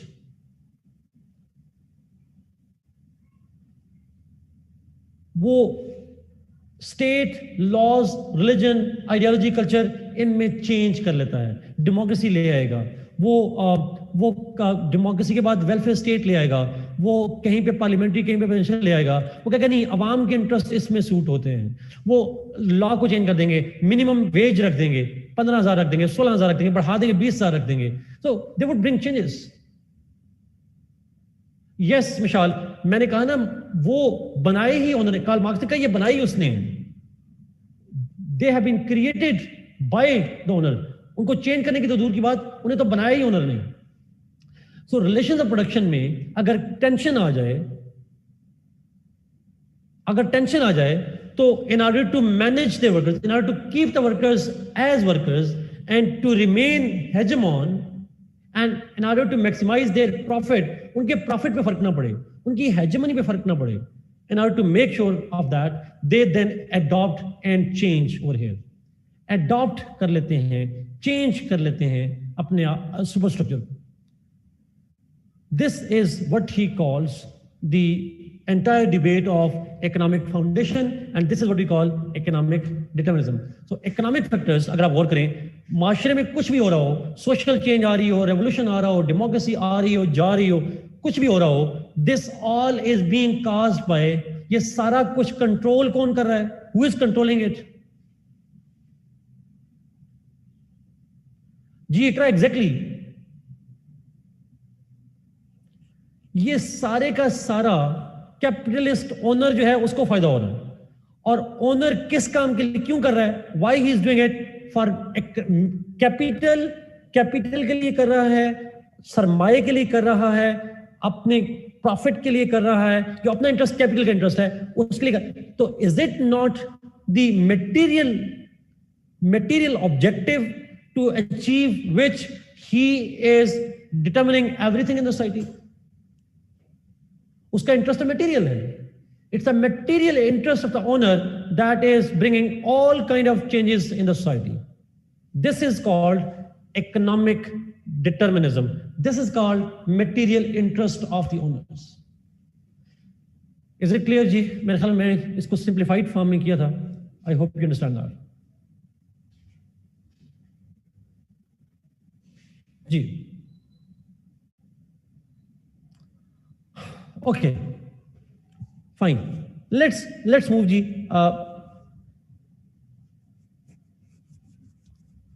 Ji change किस में आ रही है Hamza? Change यहां पे आ रही है. ओनर का इंटरेस्ट चेंज नहीं हो रहा. ओनर का इंटरेस्ट भी वही है. ओनर का इंटरेस्ट भी वही है. और उसका इंटरेस्ट क्या है? अपने प्रॉफिट मेकिंग, कैपिटल ओन करना, कैपिटल मैक्सिमाइजेशन, प्रॉफिट मैक्सिमाइजेशन. और दूसरा उसका इंटरेस्ट है हेजेमनी क्रिएट करना. डिटर्मिनिज्म में सेम चीज. डिटर्मिनिज्म का मतलब है, डिटर्मिन का लफ्जी मतलब होता है डिसाइड करना कोई चीज. सो economic factors decide what happens in society. अभी आ रहे हैं सुमल, अभी आपकी बाकी बातें और भी आएंगी. राफील, रिलीजन में चेंज कैसे आता है? देखिए मिसाल देता हूं. राफील, मैं अगर मार्क्सिस्ट का आइडिया बताऊंगा, अच्छा मेरा नहीं है प्लीज. मार्क्स ने कहा कि एक जमाने में तक क्रिश्चियनिटी चलती रही, फिर इस्लाम क्यों आया? उसके बकौल. अगर मार्क्स ने कहा नहीं है, मैं एक मिसाल दे रहा हूं. उसके नजदीक क्यों आया होगा? नया रिलीजन क्यों आया होगा मार्क्स के नजदीक? बिकॉज ओनर्स के इंटरेस्ट चेंज हुए होंगे. अच्छा, उसने क्या कहा? एक रिलीजन में मिसाल के बार कैथोलिक्स में प्रोटेस्टेंट्स क्यों आए? उसके बकौल प्रोटेस्टेंट्स इसलिए आए बिकॉज ओनर के इंटरेस्ट चेंज होंगे. ये वो कहता है.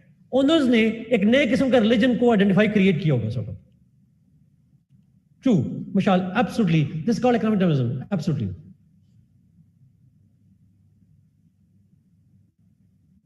Okay, great. मैं इसलिए डरता हूं कि अल्लाह माफ करे, आपको पता है कि कितने टीचर बेचारे जेल में बैठे हुए. मैं इसलिए डरता हूं भाई, बड़ा डर लगता है मुझे. Anyway, let's इसको मैं रिमूव कर रहा हूं जी. Can I remove that? True, Avais, agreed. Because they don't own more capital. The capitalists own more capital. Okay, let's move that जी. मैं इसको रिमूव कर रहा हूं. ये पिक्चर जरूर बनानी है प्लीज. ये पिक्चर जरूर बनानी है लाजमी. बिकॉज अगर आप पिक्चर नहीं बनाएंगे तो पेपर में तो आपका क्वेश्चन कंप्लीट नहीं होगा. ये जरा लिखिएगा.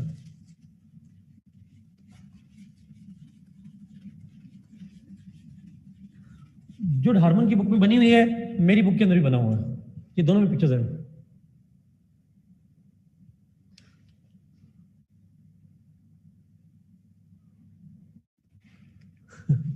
Okay, let's go to the second point. दूसरे पॉइंट पे चलते हैं. इट इज ये दूसरा है उसका सरप्लस वैल्यू. पहले मैं डिफाइन कर दूं, फिर इसको मैं एक्सप्लेन करता हूं. ओके, मैं डिफाइन कर रहा हूं, आप फिर उसको एक्सप्लेन करूंगा जाकर. Surplus value is the additional profit. Surplus value is the additional profit, bracket में लिखते हैं value, monetary value, that owner earns additional profit, which is the value of capital, additional profit earned by the owners by exploiting the workers is called surplus value. मैं repeat करता हूं. The additional profit, bracket में लिखना है आपने value, additional profit value bracket close, earned bye the owners और bourgeoisie by exploiting the workers. Thank you, Anand. That's called surplus value. Now let me explain that. इसको जरा explain करते हैं. ये मार्कर है. इस मार्कर पे, इस मार्कर की कॉस्ट क्या आती होगी ये आप समझिएगा, फिर अपने अल्फाज में आप लिख लीजिएगा. फर्ज करें इस मार्कर पे कॉस्ट आती है 20 रुपीज. इस कॉस्ट में क्या चीजें होती होंगी जब मार्कर की कॉस्ट निकालते हैं? चलिए फर्ज करें 20 है.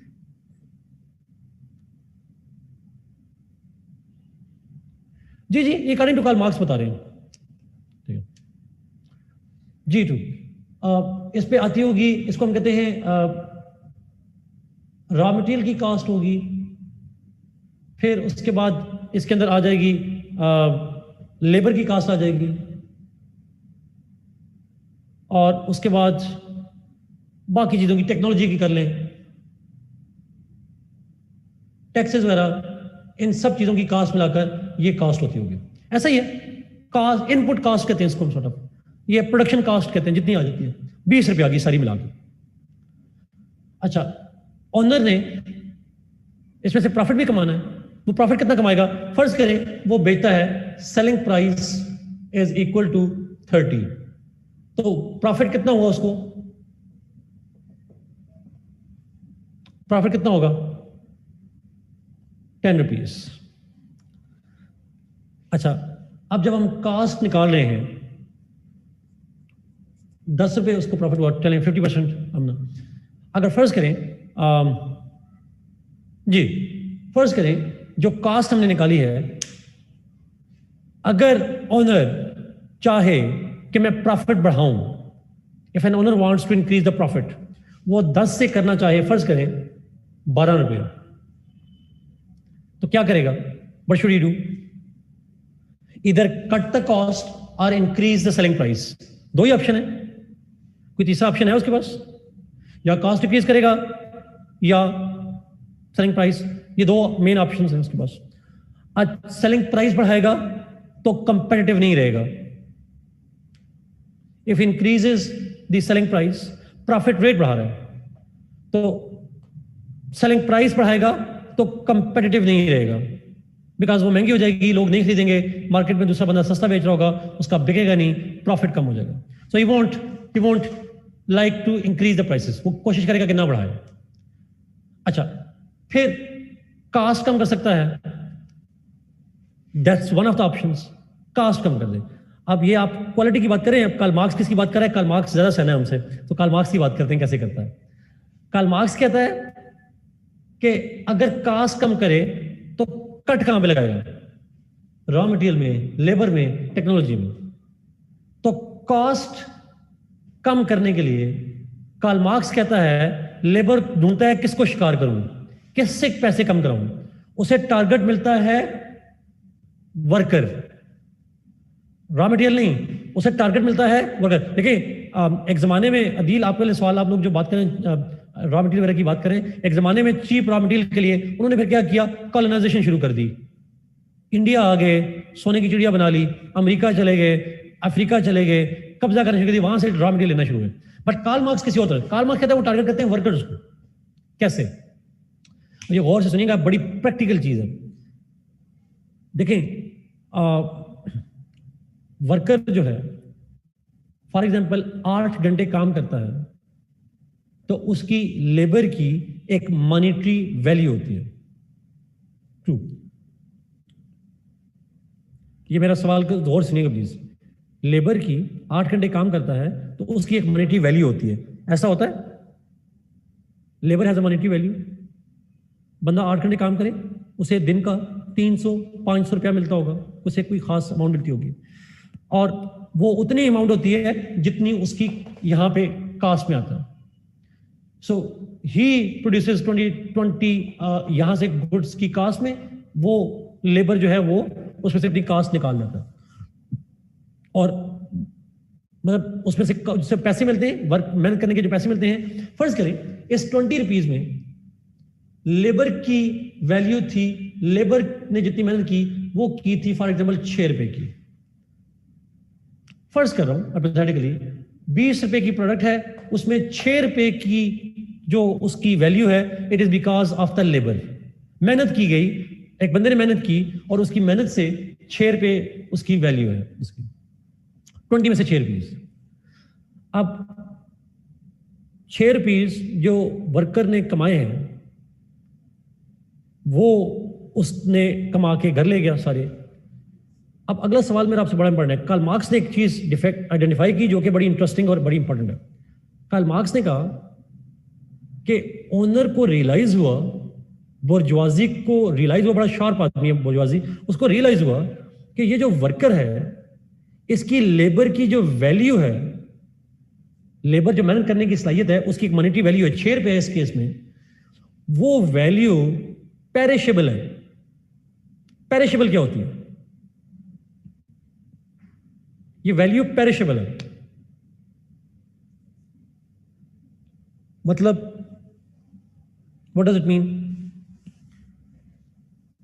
इट कैन एक्सपायर, वो खत्म हो जाएगी, खराब हो सकती है। It can expire it's value, गल ना सुनना, एक्सपायर हो जाएगी।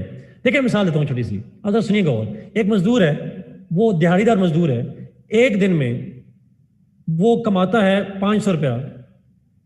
अगर उसे एक दिन दिहाड़ी ना मिले, अगले दिन उतना ही टाइम काम करके क्या उसे ₹1000 मिल जाएगा? Will he regain the value of the previous time? इसका मतलब the value of the labour was lost. If he did not work, the value was lost. Was it lost temporarily or it was lost permanently? एक दुकानदार एक दिन दुकान बंद कर दे, एक दुकानदार एक दिन दुकान बंद कर दे, क्या उसे पैसे आएंगे वापस? ये परमानेंट लॉस होती है जी, it's permanently lost, it's not temporarily. Because वो टेम्परेरी से मतलब देखिए ना, एक मजदूर है, 1 तारीख को उसने 500 कमाना है, 2 तारीख को 500 कमाना है, 3 तारीख को 500 कमाना है। तो अगर ये लॉस कर जाए, कब कमाएगा वो? How would he gain it again? Because value तो वही है, ही लॉस्ट इट फॉरएवर। देखिए ना, सरकारी मुलाजिम क्या होते हैं, एक दिन छुट्टी पे जाएं तो क्या तनख्वाह कटती है उनकी? नहीं कटती साड़ो। लेकिन एक मजदूर एक दिन मजदूरी ना करे, अगले दिन के पैसे तो मिलेंगे, पिछले दिन के पैसे तो नहीं मिलेंगे उसे। He won't get it again, he lost it forever. Over time, exactly Fazal, इसका मतलब है सेम लेबर के वो पैसे उसे वापस नहीं। ओवर टाइम का मतलब है एक्स्ट्रा लेबर की, वो तो उस एक्स्ट्रा लेबर के पैसे हैं। जो लेबर नहीं की उसकी वैल्यू तो नहीं मेरी नहीं होती। सो जो उसने लेबर नहीं की उसकी वैल्यू तो नहीं। When time is gone he can't earn back. Exactly Arfa, इसलिए तो लफ्ज निकला time is money. That's why we have an idiom, time is money, because if you waste the time you waste the money. That's a simple idea.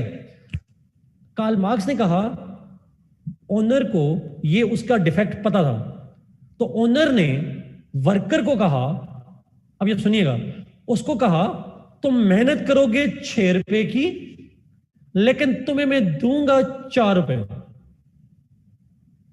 तुम मेहनत करोगे ₹6 की, but तुम्हें मैं पैसे दूंगा ₹4 के।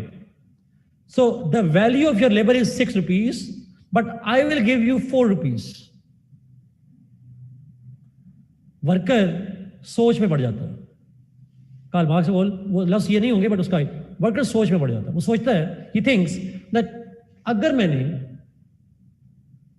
₹6 की खातिर ₹6 कमाने हैं, लेकिन मैं मेहनत उतनी ही करूंगा, मुझे ₹4 दे रहा है।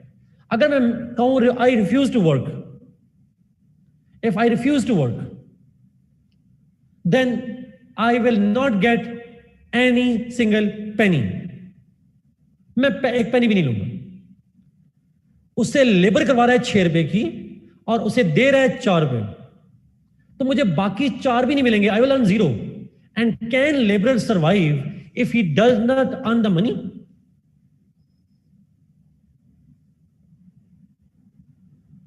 He can't survive. उसको तो सर्वाइवल के लिए लाजमी चाहिए, कुछ तो चाहिए। सो वो कहता है, फिर साथ उसे मजहब सिखाता है, अल्लाह का शुक्र अदा करो, सब्र करो, अल्लाह सब्र करने वालों के साथ है।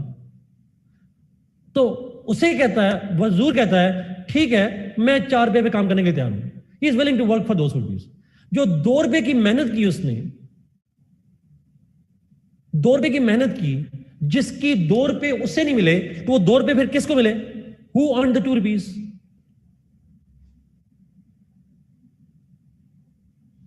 ऑनर। ये जो 2 रुपए एक्स्ट्रा कमाए उसने, ये 2 रुपए एक्स्ट्रा कमाए, this extra money that he earn in the profit by exploiting the labourer, it is called surplus value. This surplus money, by taking advantage of a natural defect, Karl Marx के लफ्ज़ है ये, उसने कहा मजदूर की मजदूरी में नेचुरल डिफेक्ट है कि वो एक्सपायर हो जाती है एक वैल्यू के बाद। देखिए बड़ी इंटरेस्टिंग सी स्टोरी है, मैं हैरान होता हूं कभी कभी सोच के। आप गाड़ी लेकर रखें, 2 साल बाद वैल्यू बढ़ जाती है उसकी, बाज़ का जमीन लेकर रखें, वैल्यू बढ़ जाती है उसकी। मजदूर अपनी मजदूरी छिपा के रखे, 2 साल बाद वैल्यू बढ़ेगी?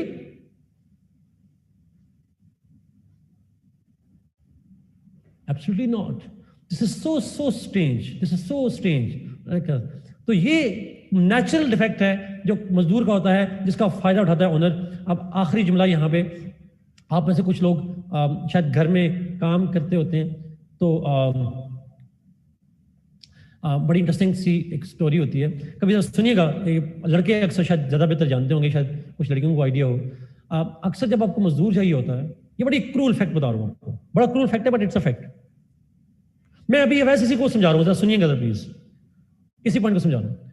अक्सर जब आप मजदूर लेने जाएं दिहाड़ी पे, घर बना रहे हो या वैसे आपको घर के लिए चाहिए, जो चालाक मक्कार लोग होते हैं वो लेट जाते हैं मजदूर लेने। फॉर एग्जाम्पल, मजदूर सुबह कोशिश करता है कि मैं 8-9 बजे काम करूं, शाम को जल्दी घर चला जाऊं। अपनी फैमिली के लिए वो टाइम निकालता है, साड़ा या ओवर टाइम कर रहा होता है, जो भी कर रहा होता है। आप मजदूर लेने जाते हैं, आप सुबह नहीं जाते, आप जाएंगे दिन को 10-11 बजे। अच्छा, दिन को 10-11 बजे जाएंगे तो आपको बहुत कम मजदूर बचे खुचे मिलेंगे। वो मजदूर मिलेंगे जिनको किसी ने हायर नहीं किया।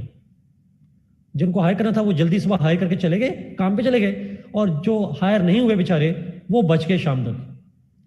आप उन्हें कहते हैं कि तुम्हें मैं जहां 500 मजदूरी है, मैं तुम्हें 300 दूंगा, काम करना तो कर लो। अब वो बेचारा मजदूर सोच में पड़ जाता है, मैं क्या करूं, काम मैंने 8 घंटे पूरा करना है, मेहनत मैंने उतनी करनी है जितनी सुबह वाले ने की है, लेकिन सुबह वाले को 500 मिला है, मुझे ये बंदा 300 दे रहा है, लेकिन वो सोच में पड़ जाता है, मैं क्या करूं, शुड आई डू दैट? तो वो क्या करेगा बेचारा, वो 300 की खातिर, वो 500 की खातिर 300 तो नहीं ज़ाया करेगा। वो कहेगा अच्छा यार मैं इस पे काम करने के लिए तैयार हूं, बस मुझे मजदूरी चाहिए। He agrees to work. इसी तरीके से फैक्ट्रीज में भी होता है, ये आपके साथ भी होता है। आप प्राइवेट कंपनी में जब जाते हैं, आपको कहा जाते हैं सैलरी इज नेगोशिएटेबल। ये नेगोशिएटेबल क्या होता है?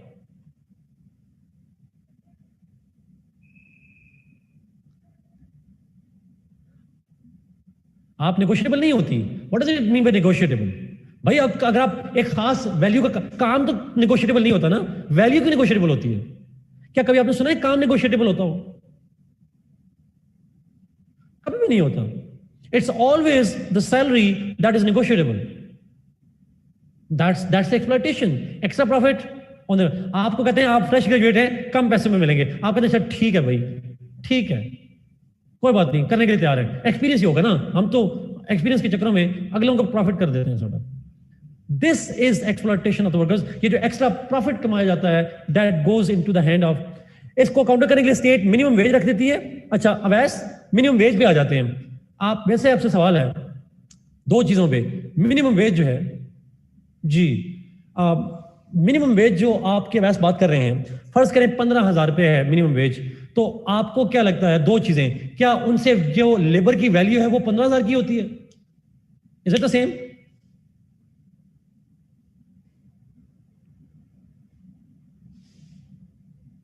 It's never the same one.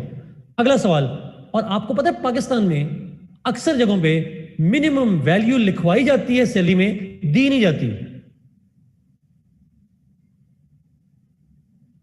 आपको लिखवाई जाती है बट मिनिमम वेज दी नहीं जाती। साइन करवा जाते हैं, आपकी सैलरी 17,000 है, लेकिन आपको दी जाती है 15,000। This is what happens in Pakistan. So ये सरप्लस वैल्यू है. कार्ल मार्क्स कहता है ये सरप्लस वैल्यू है जो वर्कर्स के साथ, चाहे वो इंडस्ट्रियल वर्कर्स हों, चाहे वो नहीं उमर, वो पाकिस्तान का करंट अकाउंट डेफिसिट और चीज है, मुल्क का करंट अकाउंट डेफिसिट और चीज होती है, वो और चीज बिल्कुल डिफरेंट चीज है. That's true. Now surplus value पे आते हैं जी वापस. जो सरप्लस वैल्यू है वो जाती है ऑनर में, और कार्ल मार्क्स कहता है workers for centuries and centuries, centuries से वो जो वर्कर्स हैं वो एक्सप्लॉइट होते आए हैं, चाहे वो एग्रीकल्चर में हो, चाहे वो अब इंडस्ट्रीज में हो, दे ऑल आर एक्सप्लॉइटेड. अच्छा, इसी का नुकसान क्या होता है? इसी से the owner gets richer and the poor gets poorer. Because जितनी भी, इसीलिए तो दुनिया में एक इंडिकेटर है, प्लीज जरा गौर से सुनिएगा. आपने अक्सर सुना है एक दुनिया में इंडिकेटर आता है जी, इनकम गैप बढ़ गया एक मुल्क के अंदर, rich are getting richer and poor are getting, अक्सर आपने सुना है ये लफ्ज, the income between the rich and poor, ये अक्सर जुमला होता है. तो ये एक इंडिकेटर है. इफ इन अ कंट्री, गौर से सुनिएगा please, if in a country the income gap increases, the rich get richer and poor get poorer, it means कि उस मुल्क में सरप्लस वैल्यू हो रही है. This is the indicator. The rich getting richer, poor getting, because poor की कीमत 6 से 4 हो गई और अमीर की 10 से 12 हो गई, गैप बढ़ गया. पहले 10 और 6 का डिफरेंस 4 का था, अब 12 और 4 का डिफरेंस 8 का आ गया. The in gap in rich and poor reflects the surplus value in that state, exploitation in that state. और ये दुनिया के ऑलमोस्ट हर मुल्क में हो रहा है. एनीवे, लेट्स नाउ मूव जी, अब अगले स्टेप पे चलते हैं. The next is class struggle.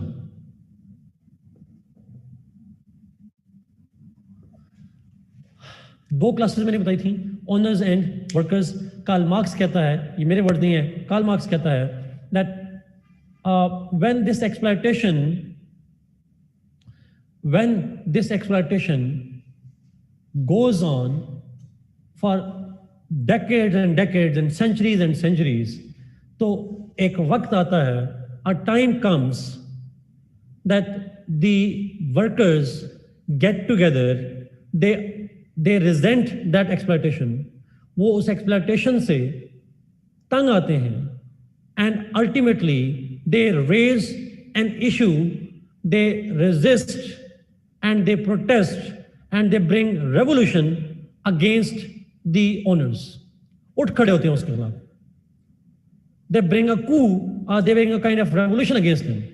तो मेरा आपसे सवाल ये था कि जब उनके दरमियान में, ओनर्स और वर्कर के दरमियान में इस सरप्लस वैल्यू की वजह से टेंशन डेवलप होती है, this tension or conflict is developed between the two classes because of the exploitation, because of the gap between the rich and the poor.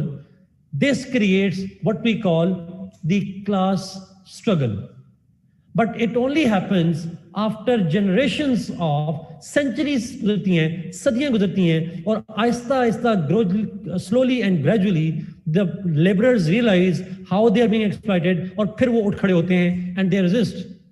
लेकिन मेरा आपसे सवाल ये था कि मैंने आपको एक जुमला कहा था, अगर रिलेशंस ऑफ प्रोडक्शन में चेंज आ जाए, ओनर वर्कर में कॉन्फ्लिक्ट टेंशन डेवलप हो, तो फिर क्या होता है? What happens? Structure changes. Rida, exactly. Structure में चेंज कौन लाता है? Who brings the change? Owner लेकर आता है.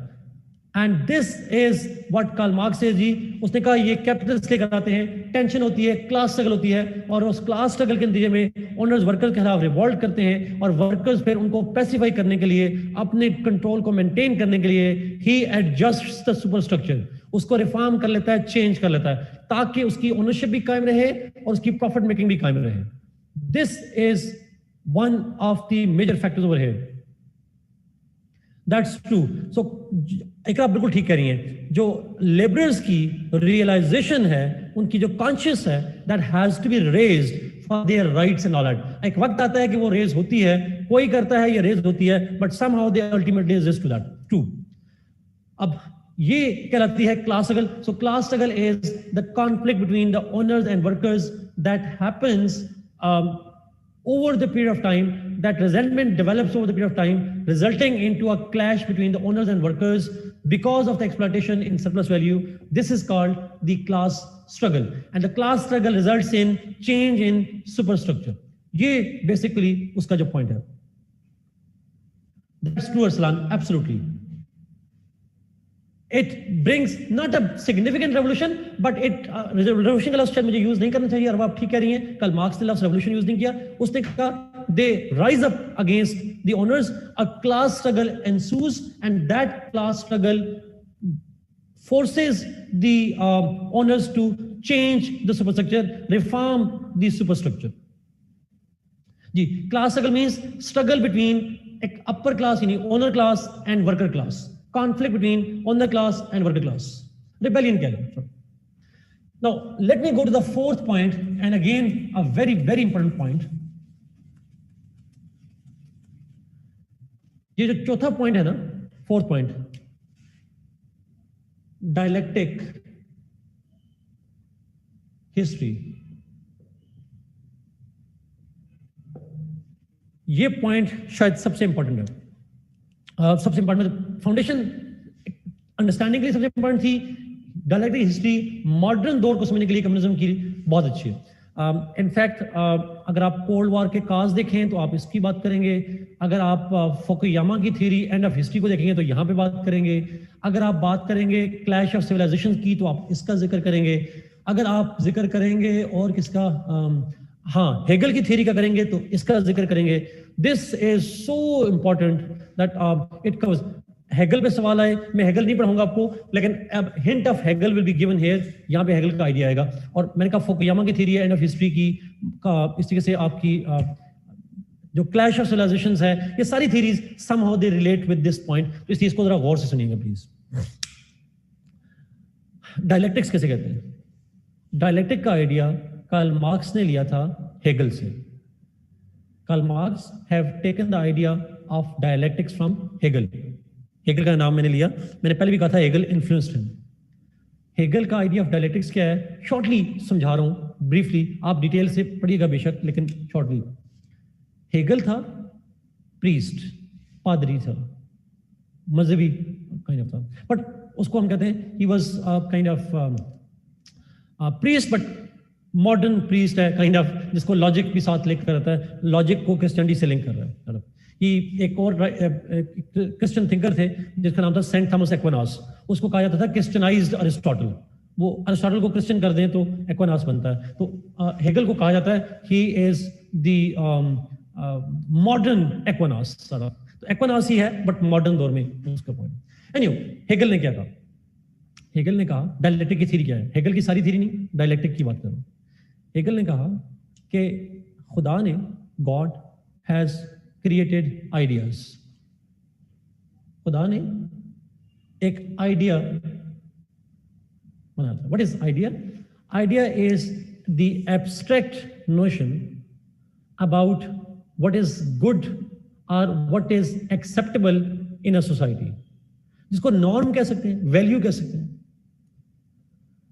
Idea is one norm, one value, one school of thought जो एक वक्त में डोमिनेट होता है एक माशरे के अंदर, जिसको आप ट्रुथ कह सकते हैं. सॉर्ट ऑफ हर वक्त की एक सच्चाई होती है ना, हमारा जो कल्चर होता है जिसको हम फॉलो करते हैं वो हमारी एक सच्चाई होती है. तो उसको वो कहता है आइडिया.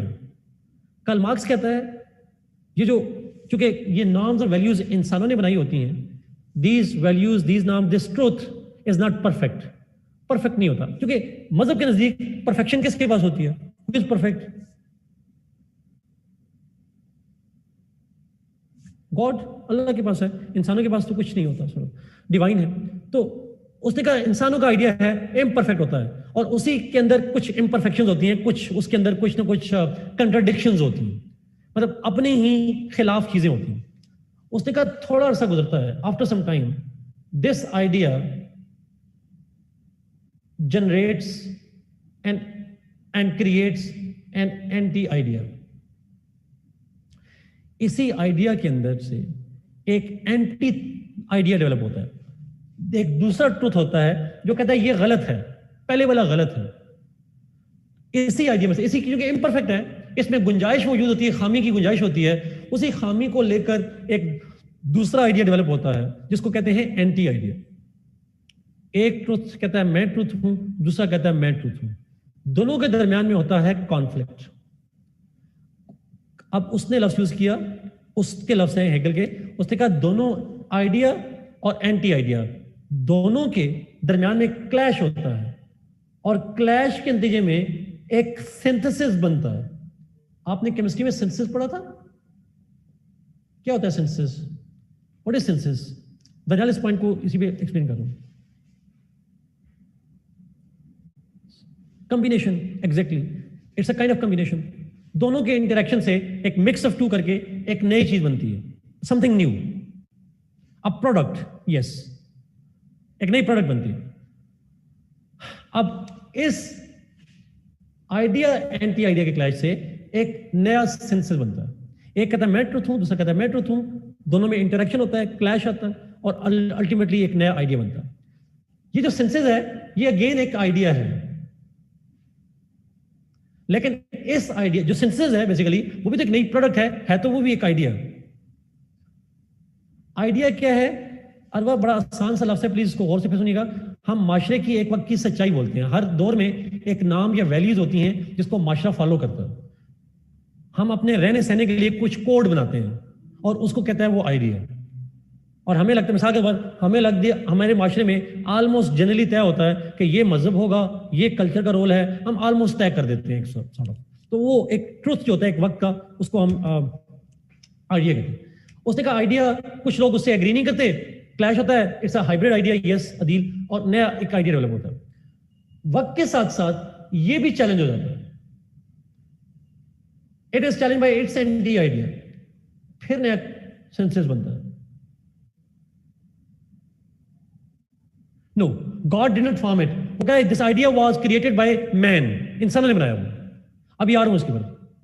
अरवा आपका सवाल है, it's not a god's form idea, it's man made idea, इंसानों ने बनाया वो खुदा के साथ एट्रीब्यूट करते हैं बट इंसानों ने बनाया। एंटी आइडिया भी इंसानों ने बनाया क्लैश करके। लेकिन कार्ल मार्क्स, सॉरी, हेगल कहता है, हेगल के लफ्ज हैं, Hegel's words are that every new idea या every synthesis is improved form of the previous ideas. पहले आइडियाज की वो इंप्रूव्ड फॉर्म है, it's better than the old ones. फिर नया सिंथेसिस बना, ये अगेन जो नया आइडिया बना, it is better than the previous ones, refined form है, इंप्रूव फॉर्म है। उसने कहा तारीख में historically this clash between idea anti idea resulting in to a synthesis, और synthesis is again an idea, फिर एंटी आइडिया, फिर सिंथेसिस, फिर आइडिया, फिर सिंथेसिस। उसने कहा history has always moved that way. तारीख हमेशा ऐसे मूव करती है, आइडियाज आते हैं, चैलेंज होते हैं, नया आइडिया आता है, चैलेंज होता है, फिर नया आइडिया आता है, फिर चैलेंज होता है। History moves in that way, this is a continuous infinite process.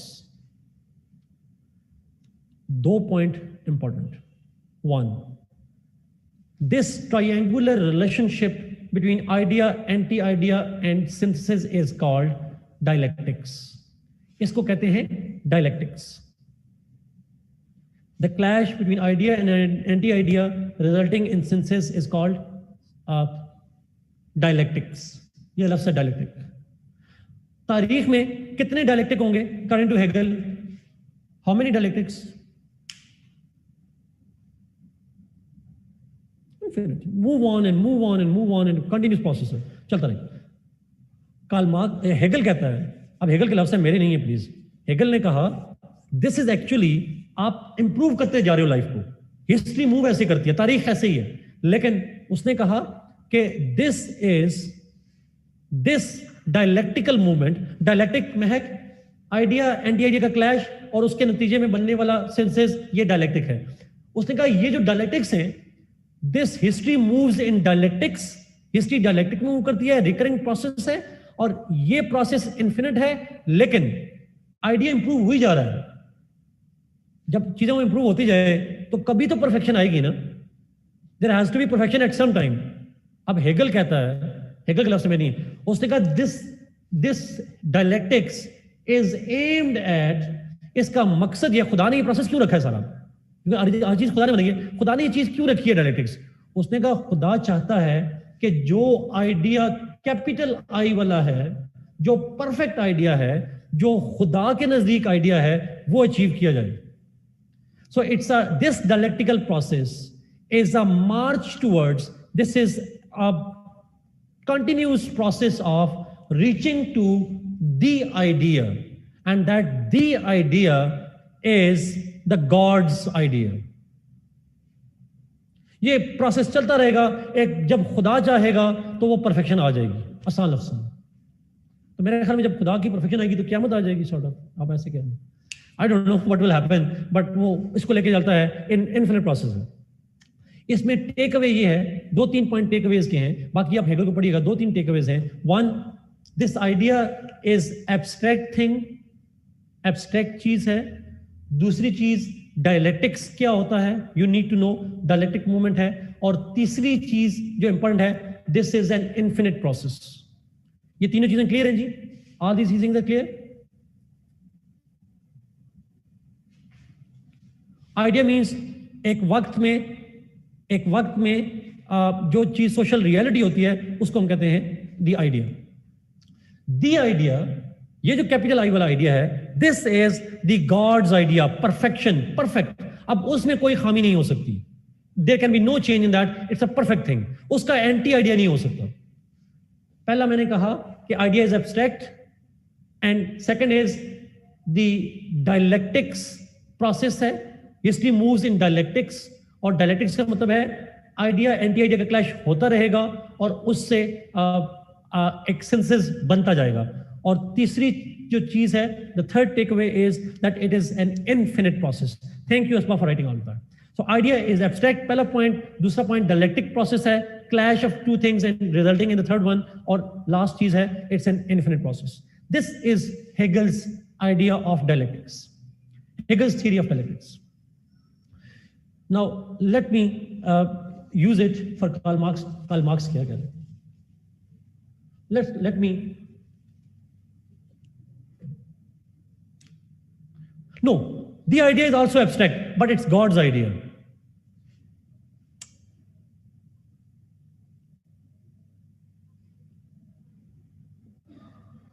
Dialectic history.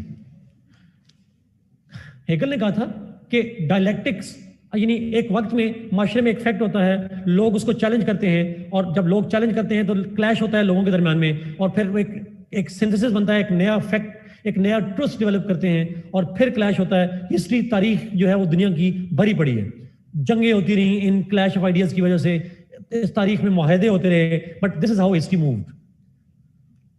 अब कार्ल मार्क्स ने उसी का आइडिया लिया, बट मेरा आपसे एक छोटा सवाल है, कार्ल मार्क्स की थ्योरी अभी तक जो हमने पढ़ी है, is it about abstract things और material things? It's always material. हम तो बात ही करके थक गए मटेरियल। कार्ल मार्क्स कहता है, Karl Marx says that at every society, in every society there is a thesis. अब वो आइडिया की जगह लफ्ज यूज कर रहा है thesis. In every society there is a thesis. Thesis क्या है? What is thesis? मैं एक जुमला बोलूंगा, आगे आपको समझेगा। Thesis is a particular economic foundation. ये कार्ल मार्क्स कह रहा है। अब मैं कार्ल मार्क्स पे आ गया, अब मैं इसको एलाबोरेट करूंगा। मैंने डायग्राम बनानी है ना, इसलिए यहां पे कर रहा हूं। मार्क्स कह रहा है कि सोसाइटी के अंदर, हर सोसाइटी के अंदर एक थीसिस होता है। थीसिस क्या होता है? It is the particular economic foundation. तो मेरा सवाल है, इकोनॉमिक फाउंडेशन होगी तो उसमें कितनी क्लासेस होंगी कार्ल मार्क्स के नजदीक? 2 होंगी। गुड, शुक्र है। 3 के तो आगे मुझसे, तीसरी क्लास कौन सी आ गई? वॉल्टेन की क्लास। अच्छा, 2 क्लासेस, बुर्जुआजी एंड वर्कर्स, ये 2 क्लासेस होंगी सॉर्ट ऑफ। अच्छा, ओनर्स वर्कर्स। अगला सवाल, वो जो इकोनॉमिक फाउंडेशन है उसमें एक खास मोड ऑफ प्रोडक्शन भी होगा, बिकॉज कैपिटल प्रोड्यूस हो होगा, there will be a particular mode of production. ऐसा ही है, कैपिटल प्रोड्यूस हो होगा ना, मोड ऑफ प्रोडक्शन भी होगा, जो भी होगा सॉर्ट ऑफ। अगला सवाल, वहां पे एक्सप्लॉयटेशन हो रही होगी कि नहीं हो रही होगी ओनर वर्कर की? ओनर वर्कर को एक्सप्लॉइट कर रहा होगा, यस। तो वो सॉरी फाउंडेशन की जो चीजें पढ़ी है ना, वो सारी होगी उस क्लास में, उस फाउंडेशन में कुछ ना कुछ सुपर स्ट्रक्चर भी होगा। There must be some superstructure, कोई लॉ होगा, कोई स्टेट होगी, कोई कल्चर होगा, कोई रिलीजन होगा, काइंड ऑफ होगा, सारी चीजें। सारों का जवाब यस यस आ गया, गुड। अच्छा, कार्ल मार्क्स ने कहा लेकिन उस फाउंडेशन के अंदर एक कॉन्फ्लिक्ट भी चलता है, एक स्ट्रगल भी चलती है। किसके दरमियान में होती है?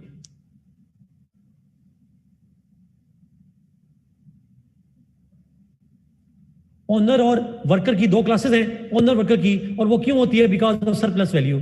इसका मतलब दोनों क्लासेस में कॉन्फ्लिक्ट होता है।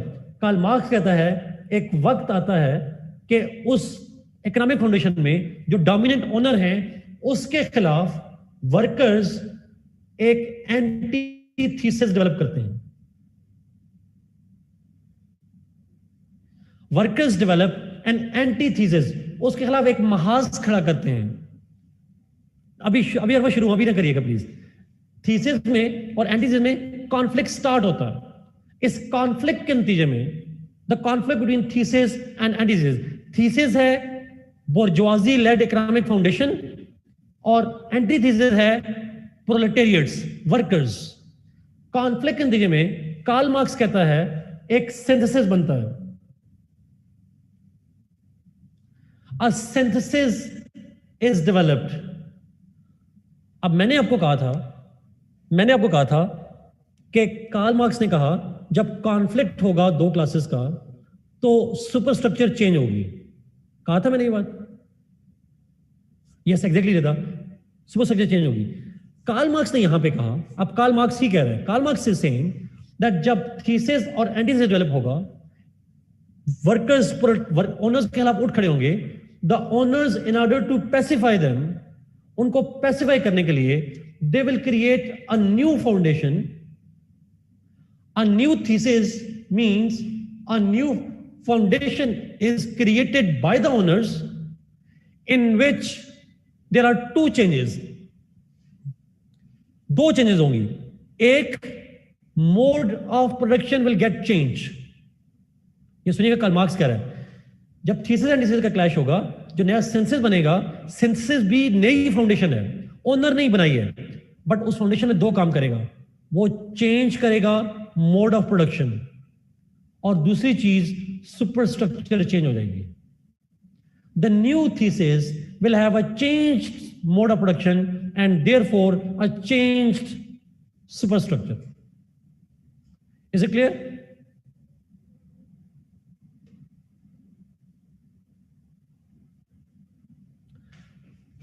जब यहां पे चेंज होगा, अब उस फाउंडेशन में वर्कर को लगेगा कि मैंने बड़ी तीर मार लिया, मैंने बड़ा चेंज कर लिया। जी उसी जगह से थीसिस एंटीथीसिस क्लैश। अच्छा, उसको लगेगा मैंने चेंज कर दिया, वो नई मोड ऑफ प्रोडक्शन में कहेगा अब शायद मेरी एक्सप्लॉयटेशन नहीं होगी। मिसाल मैंने यहां पे परफेक्शन का लफ्ज़ इस्तेमाल ही नहीं किया, मैं तो हेगल का सिर्फ आपको 3 टेकअवेज बताए। अभी इस पे आते हैं, इस पे मैंने परफेक्शन का वर्ड यूज नहीं किया। उसने कहा, कार्ल मार्क्स ने कहा नई इकोनॉमिक फाउंडेशन बनती है। नई इकोनॉमिक फाउंडेशन जब बनती है तो उसमें वर्कर को लगता है कि मेरी चेंज आ गई लाइफ में, बट चेंज आती नहीं है। ही बिकम्स द स्लेव, जैसे मुस्लिम ने लिखा, but a new kind of slave.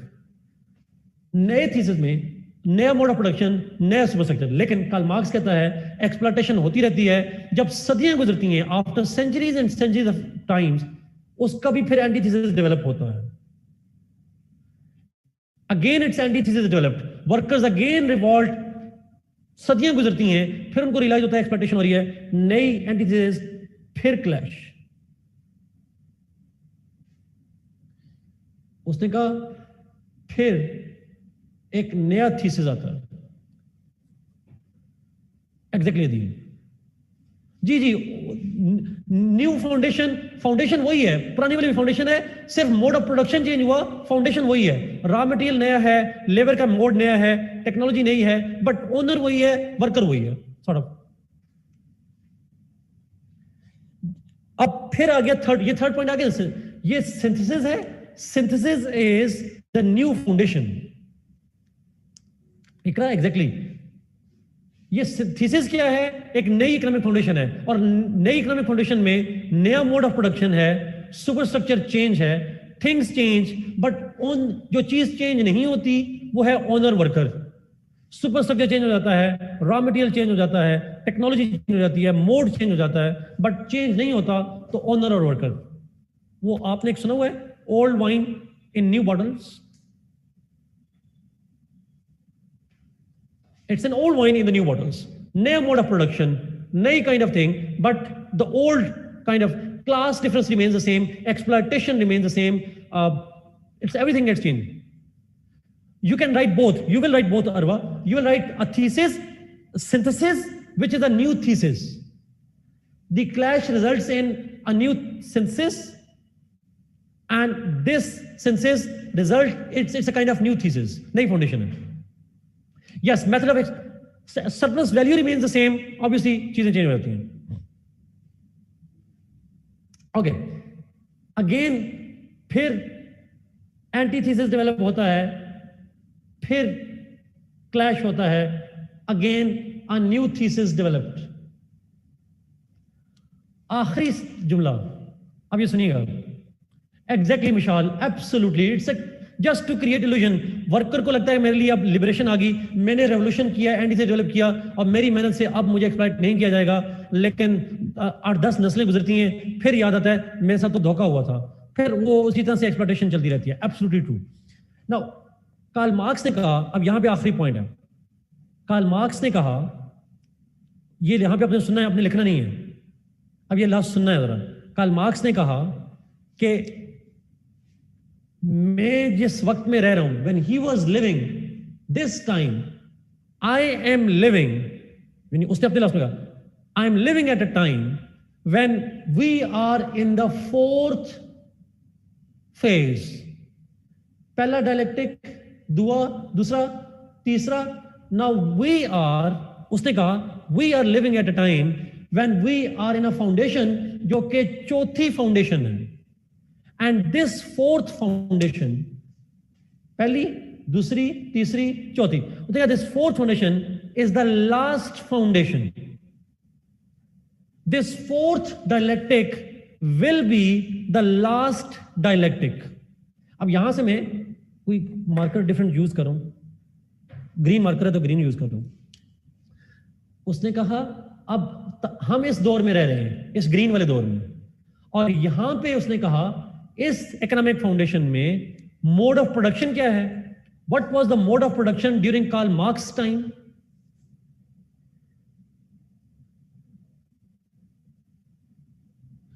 Capital कहां produce? Industry. Exactly Anam, absolutely. It was industrial mode of production. और उसने कहा इस जमाने में इंडस्ट्रियल कैपिटलिज्म, उसने कहा industrial capitalism is on the peak. और उसने क्या ऑब्जर्व किया था, जर्मनी में क्या हो रहा है, मैंने कॉन्टेक्स्ट में समझाया था. What was happening to the people, workers? They were living a pathetic life. Exploitation हो रही थी, workers were being exploited to the extreme. Now उसने कहा ये सरप्लस वैल्यू की एग्जांपल है. Miserable conditions थी. Rich were getting richer, poor were getting poorer, and this class gap was being created because of the exploitation. उसने कहा, अब Karl Marx कह रहा है, my writings, कार्ल मार्क्स ने कहा मेरे writings, my work will create awareness among the workers. मेरे पैरोकार, मेरे आइडियाज दुनिया भर में बताएंगे मजदूरों को, जगाएंगे कि तुम्हारे साथ एक्सप्लॉइटेशन हो रही है, वरना तो सदियां रहेंगी और वो सोते रहेंगे. I will create them, I will create awareness among them. और मैं एंटी थीसिस डेवलप करूंगा. और वो एंटी थीसिस कौन होंगे? प्रोलेटेरिएट्स होंगे, प्रोलेटेरिएट्स होंगे. एंड दोज वर्कर्स, अब ये ग्रीन का मतलब है ये फ्यूचर की बात कर रहा है, ऐसा होगा. वर्कर्स उठ खड़े होंगे, फिर क्लैश होगा, और जो नया क्लैश होगा, जो नया सिंथेसिस बनेगा, उसने कहा this proletariats, these workers will revolt because they were being exploited, और उस exploitation के खिलाफ उठ खड़े होंगे और एक नया रेवोल्यूशन लेकर आएंगे, जिस रेवोल्यूशन को वो कहता है प्रोलेटेरिएट रेवोल्यूशन। PR में लिख दिया, पेपर में आप पूरा लिखिएगा, proletariat revolution. And in this revolution the workers, अब देखें यहां पे आखिरी जुमला इसलिए आपको समझ आ जाएगी, आसान सा है, टाइम भी पूरा हो गया, बट पहले जब भी एंटीथेसिस आता था तो ओनर्स बेवकूफ बनाते थे, मोड ऑफ प्रोडक्शन चेंज करते थे और वर्कर्स खुश हो जाते थे। It was like perpetual slavery for them, एक ब्लफ था उनके लिए। कार्ल मार्क्स ने कहा अब नहीं चलेगा, माई writings, my ideas would aware the masses, workers को बताएंगे कि आपने नई मोड ऑफ प्रोडक्शन में नहीं जाना। You won't go into the mode of production, new mode of production, because then you will get into a new kind of slavery, new kind of exploitation. तो फिर क्या करें? अब कार्ल मार्क्स यहां पे आइडिया ले रहा है रूसो वाला। कार्ल मार्क्स ने कहा I would kind of make them aware, I will tell them proletariats that your freedom depends upon the end of the concept of property. In this revolution, the concept of private property, private capital must be disbanded. Nobody should be allowed to own property. जैसे lock के से पहले होता था state of nature में, जैसे Rousseau की state of nature में होता था, no property, property is serpent, property की वजह से बन गया ओनर, एक बन गया वर्कर। कार्ल मार्क्स ने कहा इस रेवोल्यूशन के नजरिए में एक क्लासलेस सोसाइटी, अब मैं यहां पे इसको मिटा रहा हूं, एक क्लासलेस सोसाइटी बनेगी। क्लासलेस का मतलब है प्रॉपर्टी होगी नहीं। अगर प्रॉपर्टी होगी नहीं तो क्या कोई ओनर और वर्कर होगा? Will there be owner and worker? Obviously not, because property नहीं है तो ओनर और वर्कर कैसा हुआ? If there is no owner and worker, तो मेरा सवाल आपसे है कौन किसको एक्सप्लॉइट करेगा? Will there be exploitation? नहीं होगी। अगर एक्सप्लॉइटेशन नहीं होगी, will there B antithesis?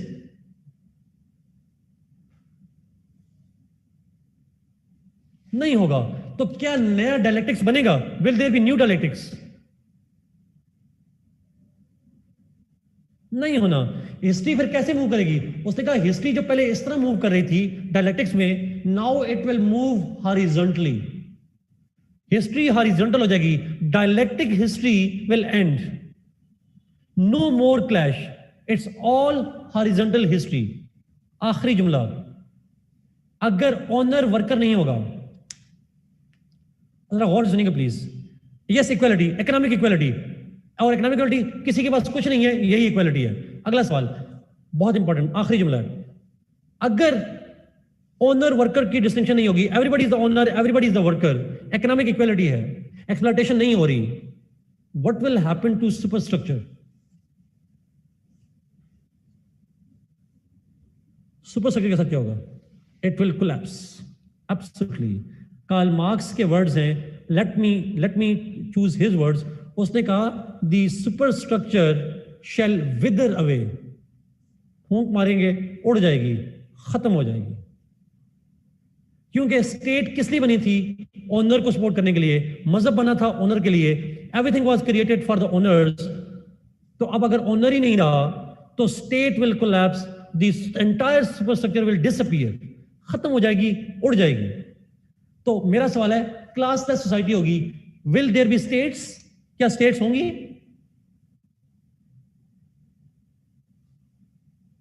No, a stateless society shall be created. Will there be religion? No religion at all. This is what we call the Marxist theory and this is called, वो फिर आपने सुना है ना, जब तख्त उछाले जाएंगे, जब पता नहीं ताज गिराए जाएंगे, फैज़ अहमद फैज़ साहब and all that, this will the time जब राज करेगी खल्क़ खुदा, मजदूर और ओनर्स सारे एक जगह पे इकट्ठे हो जाएंगे। This is what we call the entire Marxist theory जी। This entire of it is proletariat revolution. Proletariat revolution, एक बच्चे ने पेपर में लिखा था पाकिस्तान रेलवे, आप ना लिखिएगा पाकिस्तान रेलवे।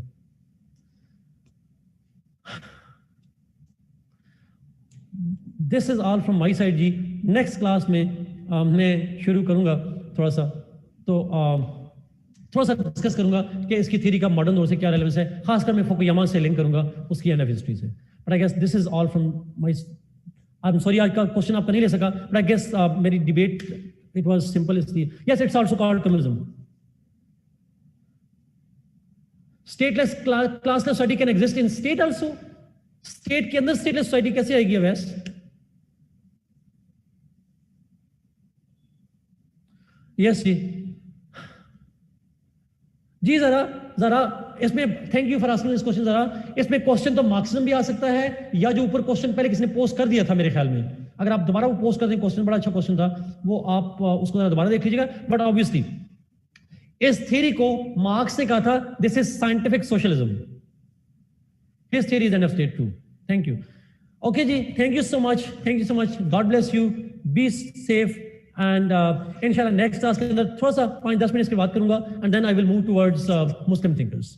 अच्छा, मुस्लिम थिंकर्स को हम जरा जल्दी से निकलेंगे बिकॉज मुस्लिम थिंकर्स बड़े आसान से हैं, मुश्किल नहीं। अल्लाह हाफिज।